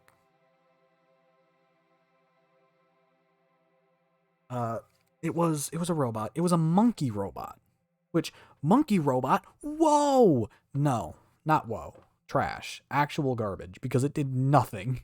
It didn't work. Seriously? It didn't work. It fell over and died. So it got returned almost immediately, and I don't remember what I got after that. I think I got Skylanders after that. Which, hey, random-ass robot goes to Skylanders. I mean, that's a pretty good trade-off. Speaking of, how do you feel about people selling figurines in order for you to play the game normally? No. You didn't have to, because it came with ones that you could complete the game with. Did it? Yeah. Came with 3 No, games. I mean, play the game with certain characters. Like, for example, there was sounds an like entire a dead franchise. There was an entire platform around it. I don't remember what it was. What was it? I remember. I know the platform it was. Hold on. It was like it was a Disney thing, or Disney Pixar thing. Disney. They were Infinity. trying to. Because they were replicating Skylanders. They were trying to replicate the They Portal were trying toys. to replicate Skylanders. Yeah, I remember. I remember the format. It's Portal Toys. That's what it's called. Yeah, but you had to buy the toy in order for the game to work. They also came. They also came with figures, though. Is the thing. Yes. So you could beat the game, but you could only play as certain figures. But here's the thing, right? You know how much those things cost? What was it, like $7 if I remember? 22. Ugh, that's the price that I remember. God damn. No, wait, that's why hold on. They were $22 a pop. That's why I got Skylanders. I remember now. That's why I didn't play Disney Infinity. Like Skylanders was like, what was it, like basically $1.50. Yeah, that's about the price I remember. Eight to like. Disney, Yeah. $22 to buy I remember Disney Bob- Infinity sucked ass. Robert Bombed. Incredible from The Incredibles, right? Robert Incredible. I have never heard someone address Mr. Incredible as Robert Incredible. I don't remember what his undercover name is, just that it was Bob and something. Robert Incredible. Robert Incredible. Okay, $22, right? Yeah, How many people were in the Incredibles family? There was Vi, Jack, Mrs. 5. Incredible. There are 5. Yeah. 5 times 22. That's over $100 and so dollars Yeah. to get the full family to play. Yeah, no, it sucked. That's honestly, that's why I stuck to Skylanders for so long. That's why whenever, like, I believe, I remember the game that came out that made me stop playing Skylanders. It was Trap Force. Because you could trap the enemies, and like, oh, you could trap the enemies. Ooh, you can, play as the enemies, I was like, I don't, okay. And I continued, and I realized, I don't like this. It was really simple. I didn't enjoy buying the traps. It was as simple as that. You know what was a really interesting concept for a game? What? Was I remember coming up with this as a stupid little elementary school kid when my neighbor got one of those like physical dual discs for Yu-Gi-Oh. Uh-huh. I wanted to see something where you could take a dual disc, plug a DS into it, and play Pokemon with it. Yes, same tired. Oh my god. Okay, hold on. I have to wig out for a minute. I'm sorry. Like I need to wig out about PS3 games, okay? I'm sorry. I'm about to absolutely flip over PS3 games. So tired. Yes, same, absolute same. I loved the Lego games. I played all of them on PS3. I played all the Lego Harry Potter games. I played all the I played what was it? The Lego Pirates of the Caribbean games. I played all the Lego Batman games. What else did I play? I played all the Lego Star Wars games except Star Wars like Complete Saga cuz like I couldn't get my hands on that one. What else did I play? I played a bunch of the Lego Batman games on DS. Oh, dude, it was so good. I remember playing Battlefield Bad Company and Black Ops 1 on PS3. Oh, and all the Skylanders games, and it was so good. It was so good. I loved every single one of those goddamn games. I had a pile the size of me of just pure PS3 games. I can't remember most of them, but I remember one of my prized possession was Red Dead Redemption 2, or not Red Dead Redemption 2, Red Dead Redemption 1 for the PS3. I remember bothering my siblings over and over again to play those games with me. They'd do it once and then never again. It was so good. And so I learned how to play with my feet. Where's the connection there, Chief? Where'd it go? They played with me once and then never again. So I learned how to play with my feet. Because all you really had to do was move and press X. In what, the Lego games? In the Lego games, yeah. Why X were was you attack- playing? Why were you playing with your feet though? Because I didn't have anybody else to play with. You can play solo. I know. So you were playing with your hands and your feet? Yeah. That's some roundabout way of doing it, Chief. What? Because the AI plays for you. They play horribly. Well, yes, but they still fight. Well, so did my feet. But why? It seems so so pointless. I had a very good reason for it. Modern The Warfare on AI, PS3 the AI, when doing puzzles, the AI was god awful, and the earlier games in the Star Wars Lego series had to be done multiplayer. You had to have a second person. Yeah. Modern Warfare on the PS3. My mom hated it, but my brother and I loved playing it and screwing around in hacked lobbies. Same. Like I remember vividly, right? Because I had 3 games that I can remember better than any other game. And it was Black Ops 1, Battlefield Bad Company, and then Modern Warfare. I remember Modern Warfare a little loosely than the rest, but it's still good. Remember a map with a tank on it and height. And the jump height was bugged. Yeah. You don't know my favorite thing to do back when I was a kid? It was learning and training on how to break the barricades in the 5 map of Black Ops Zombies. Learning how to jump on them and getting into the back rooms. I remember looking at all those videos and just seeing one thing that I always tried to work towards, and it was jumping on top of the main table because you were invincible. Oh gosh, I only played Black Ops Zombies once. You should get the game again so we can play it together. It's good. It is good. I played it a couple times, but my first time, right, was at a friend's house, and they had this projector that had notoriously bad screen definition. So, like, you know how dark those maps are? Yeah. I could not tell jack diddly what was going on. I like how Jack Diddley has just become a thing at this point.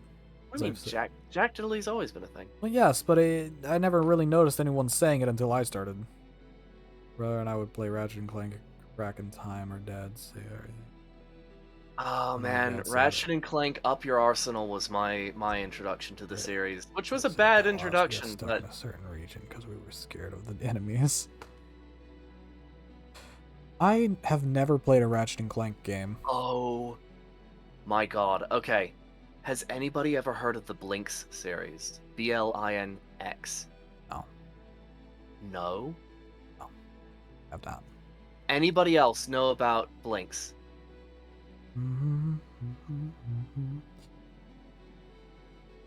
So, to summarize, alright? It was a game for the Xbox. Thanks for the you suck.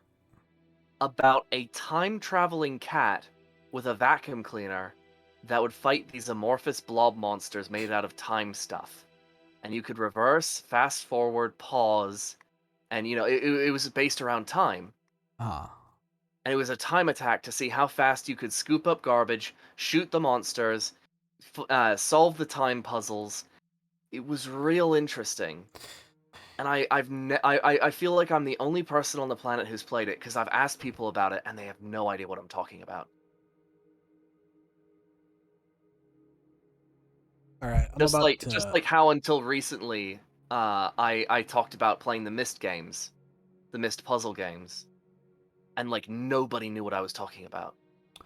Okay, I have a game that Tired might know, but probably not. Mainly because I don't think anyone knew about this game. But I remember it because I had the demo and I played it almost constantly. I do remember an online game called Free Realms very vaguely. It appears in my mind every time I remember it. All right. There was one game I remember because I am the kind of person who, like I said, installed the demos of games. I grew up on PS3 as well, Tired. PS3 was awesome. But I remember this vividly because it was one of the games I played the most because I played demos rather than the full thing. So the Joe Danger demo and all that stuff. Hamster Ball. And I remember this vividly because I remember just playing the absolute crap out of it. And I don't remember why. It was so dumb. It was such a dumb game. It was literally just, it's basically Super Monkey Ball, but you're a hamster. That's the best way I could explain it. You're just a hamster in a ball. Just flying through obstacle courses. I remember for the longest time when, oh gosh, I remember the PS Vita. I remember the PS Vita as well. I wanted for so long to have some kind of mobile gaming thing, because it would just make my bus rides on the frigid and bright and achy breaky bus that I used to ride on to get to school all the more sweeter. Hold up. I'm gonna do something. All right? You're gonna get maybe jealous. All right? Let me guess. You have one. Hold up. How do I... No, this is my properties, not my things. Okay, open this. Just got out. My dad had a jail. There's this cool game I couldn't. Game called Terra. Why I couldn't get it. It was really cool. Version. Played Hot Shots Golf on it. Augers. Right, Oh my turn this goodness. down. I remember the first time that I got a Nintendo DS with Pokemon on it. Filters. I would smuggle that out of the house every day. All right, you ready? You ready for Yeah. this?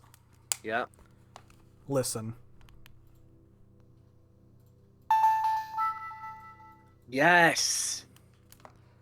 I have one. I have a Nintendo DS XL. Ugh. Not a 3DS. A DS. I just had a Nintendo DS Lite. I have had this since I had the PS3.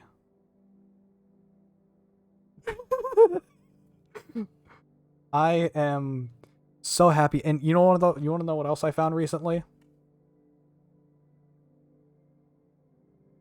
You want to know what other special thing I found recently to go along with it? What? I found new Super Mario Bros. For the Nintendo DS. Damn.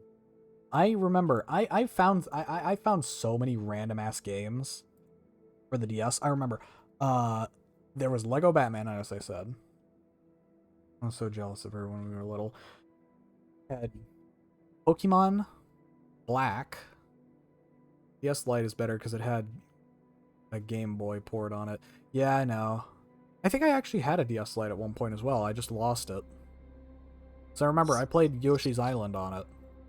So. I remember Oh my Nintendogs. gosh.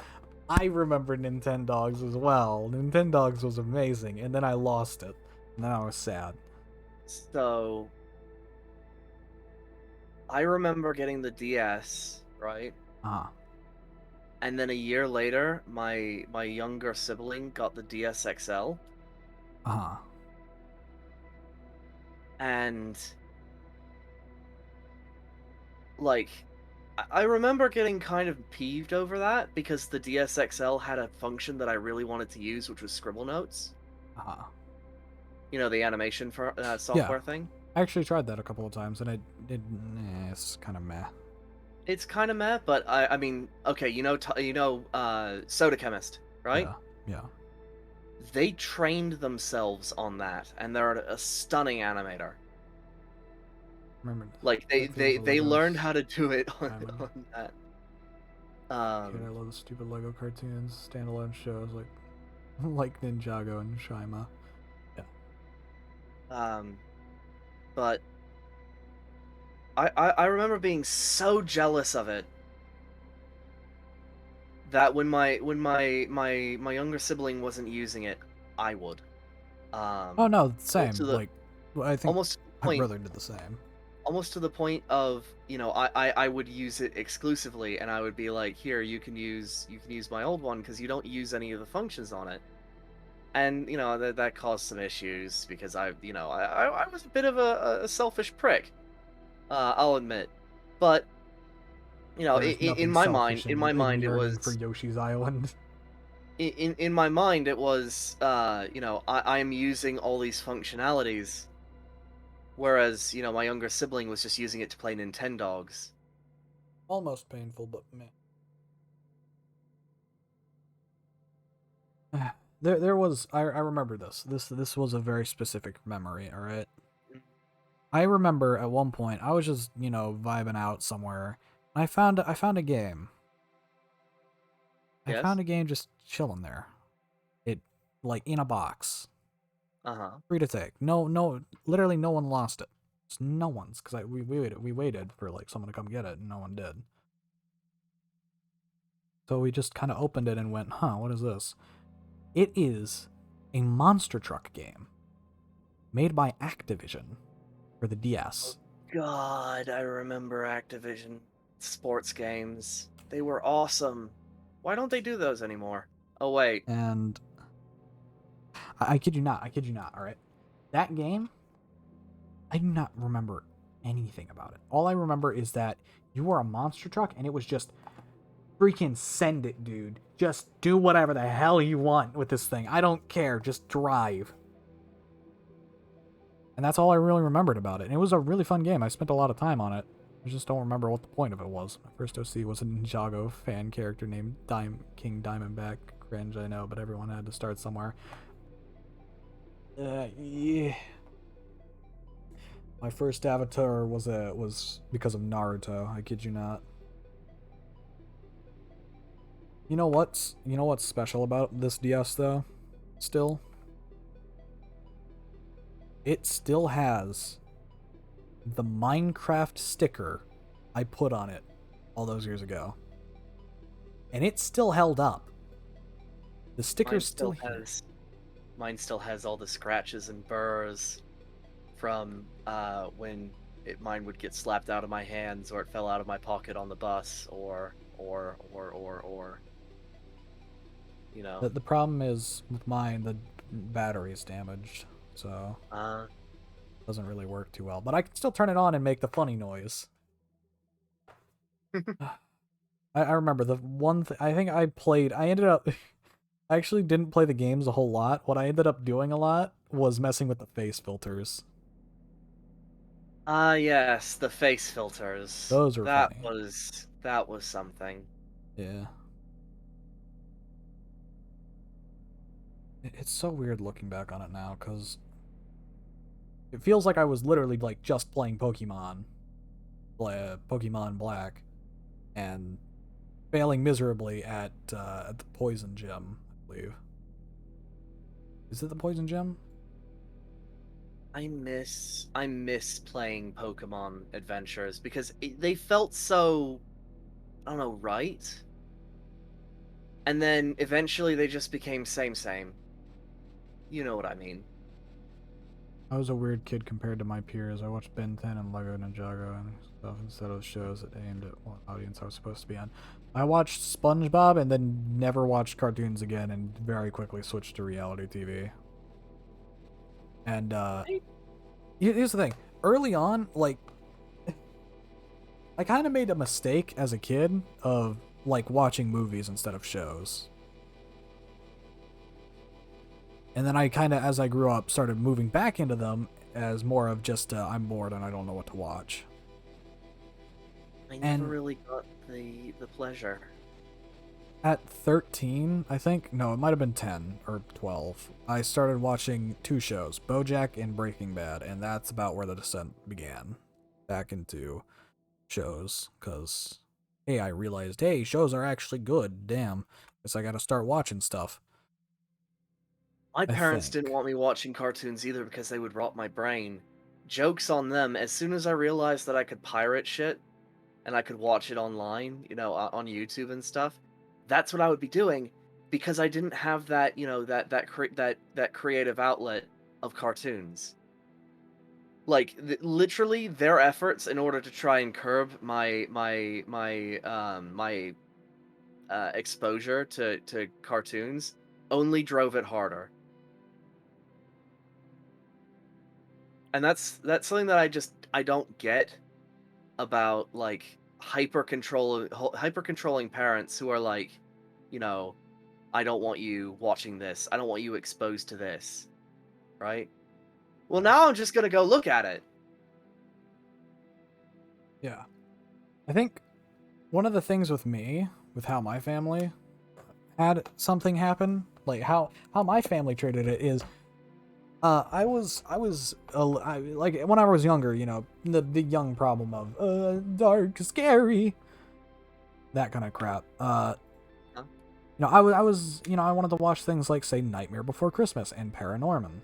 Paranorman was shut down on me because of certain things I've learned about what it said in the show now, or what it said in the movie now.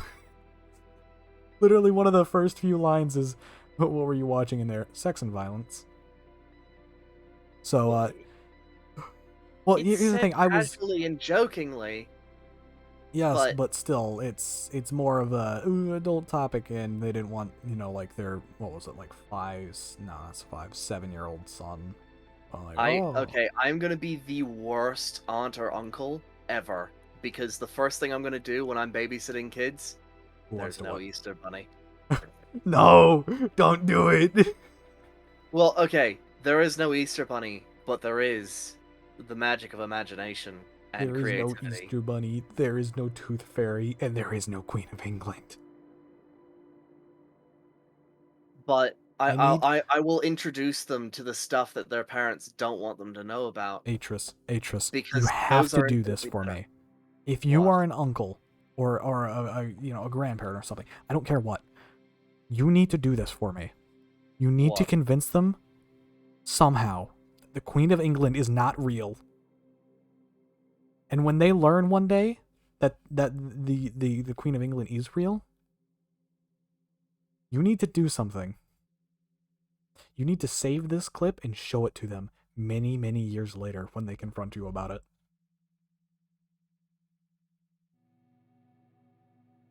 And with this simple that- thing, if you don't, you have to say poggers unironically. It's just gonna be regular English by then. Shut up. Just say it unironically, please. The Queen of England is real. Ah, God damn So it. I have a better thing to show them, which is just a clip from Rick and Morty of, congratulations, you like that, huh? Well, I made it up. Read a book once in a while. They don't exist. Yeah, it's like that. You know better than your father.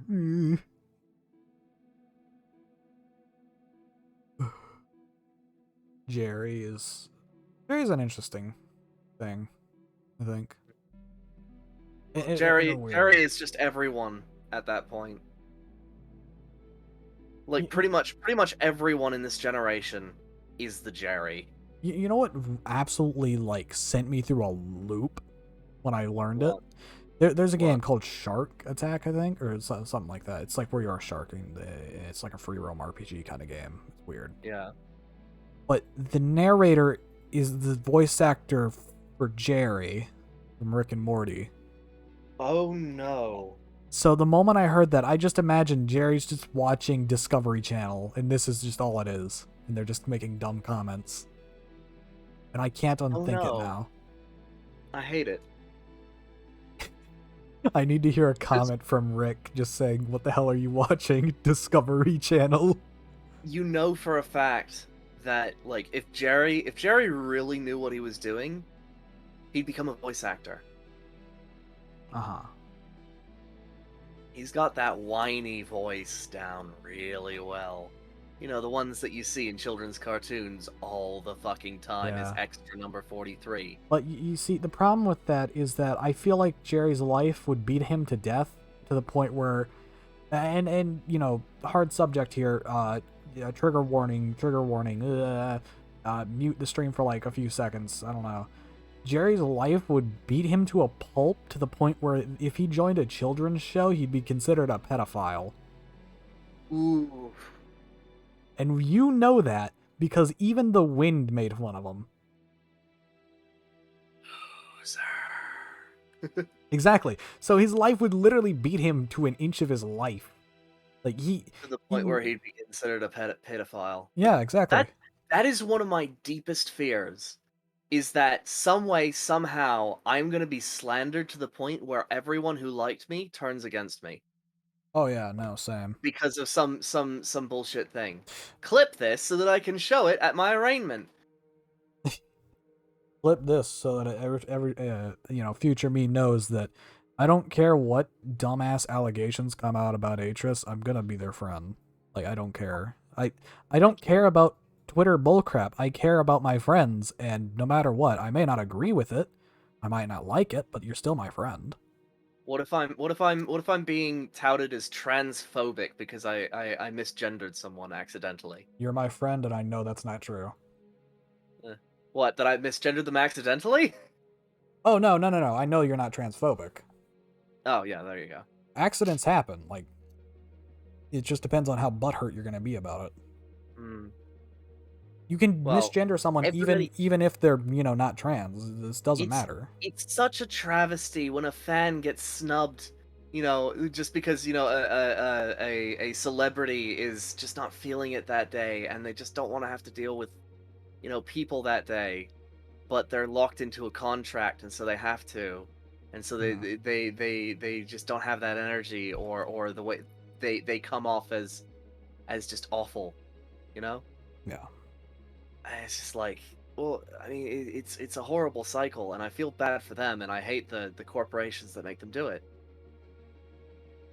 But yeah, no, because they signed a contract. like I said, with anyone who's my friend, I'm not gonna abandon anyone who's my friend because I wouldn't want them to abandon me if something like that happened. I once had this system where it was 3 strikes and you're out. Uh-huh. Um, Mm. and it was really difficult to get to the 3rd strike. But I know somebody who got there multiple times, or not there, but nearly there. One of the incidents was they nearly put my eye out with a slingshot and a penny Interesting. because they thought it would be funny. I don't see that. That's... No, just no. Just flat out no. But like I And said, like, I wouldn't want anyone to freaking screw me over or leave, and abandon me if allegations like that came out about me and they were false or something. So I'm not gonna leave my friends over it. well, Bullcrap, it's double even if standards. the thing is, here's the thing: the truth is always in motion. Is an adage that I have adopted from the Sith of Star Wars, right? Because the Jedi's thing is the future is always in motion. The Sith is the truth is always in motion. Hmm. People say something without having the whole truth, right? Yeah. And they're later touted as liars. Yeah. Or the truth can be whatever you want to make it, because as long as you control the narrative by using half truths and things that are just barely correct, you can control perceptions of other people to the point where you are manipulating them to do what you want. Uh, And that is pretty much how the entire US news system works. And the news of the entire world is the truth is always in motion. The truth is what I make it. uh, Because with the right amount of wordsmithing, you can make anything sound bad. I yeah. fed a dog. Great, you fed a dog. This dog, This dog died local 15 lunatic liters. feeds rabid mutt. Yeah.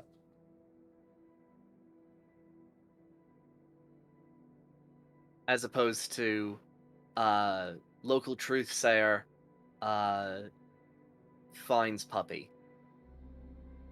Uh.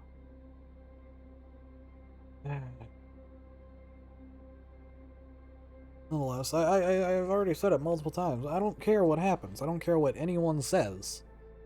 I'm gonna stick by my friends, no matter what. Unless it's something truly heinous and it's true, Like, they freaking murdered someone or, are, a pedophile or something. I don't care. I'm gonna, talk to them. I may not agree with them. But as long as I know they're not an absolutely horrific person who's an asshole, no, you're fine. I don't easily believe Twitter. Twitter is terrible at finding actual evidence that matters. They do it sometimes. They have their moments. Just as anything. Literally, Twitter has about the similar amount of moments that 4chan has, which is startling and hilarious. Oof. Because both can be right, or can be wrong in many different ways, but both have their moments. Which sucks, but meh. But I don't really care. Unless there is well-documented evidence that, you've murdered someone or, you groomed someone or something. I don't care. You're still my friend, and I'm gonna work through it with you, because I'm not gonna abandon someone. Because I feel like it's a mix between, sunken cost fallacy. I've spent this long with you, you know?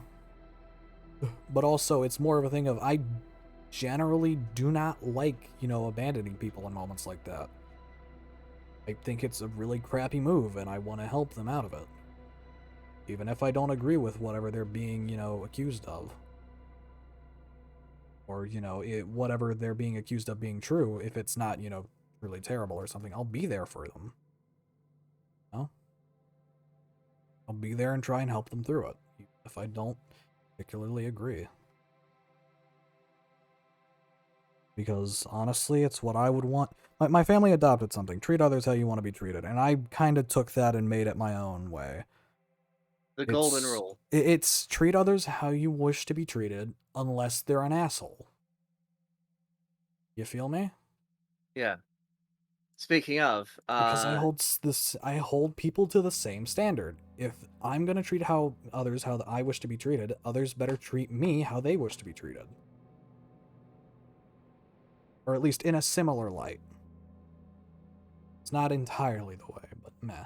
So we've been going for a solid 3 hours now. Yeah. I imagine our analytics are starting to dip because we are... Actually, they gained.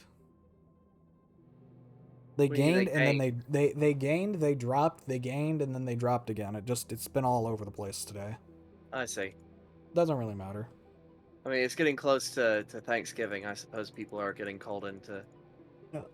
Or they're too busy with finals. I don't know. Is it Eh. final season, or is it final season when December rolls around? I haven't been to school since elementary.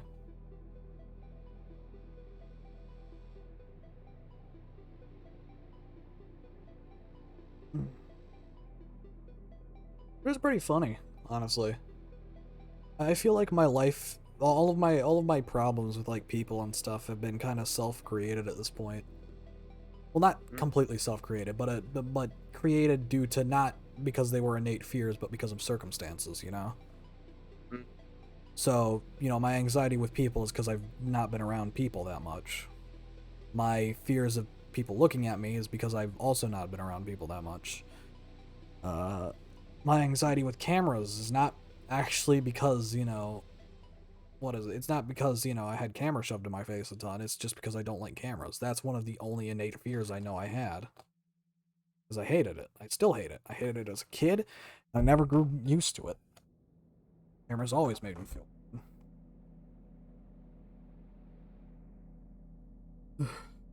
Right, it's funny. Really funny.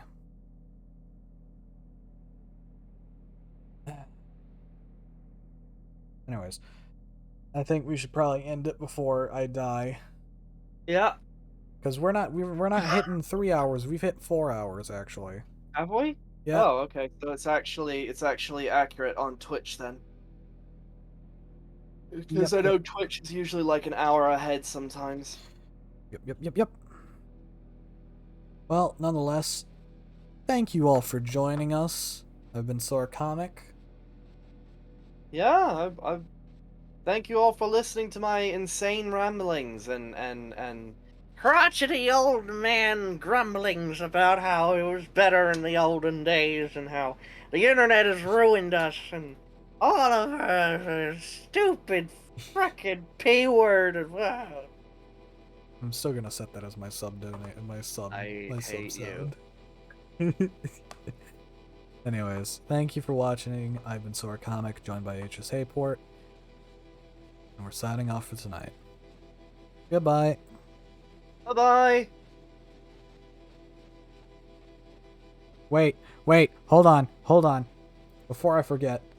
Alright, What's up? We're raiding someone. We raiding Jinxie? Oh yeah, I've been staring at their stream. They need some viewers. You know what else they need? They somebody joining them in Satisfactory. Nah, I can't. If Satisfactory were working and I wasn't dog-ass tired. Yeah, I can't. Thank you all for joining. Go send love, Goop Lady Raid. Let's go!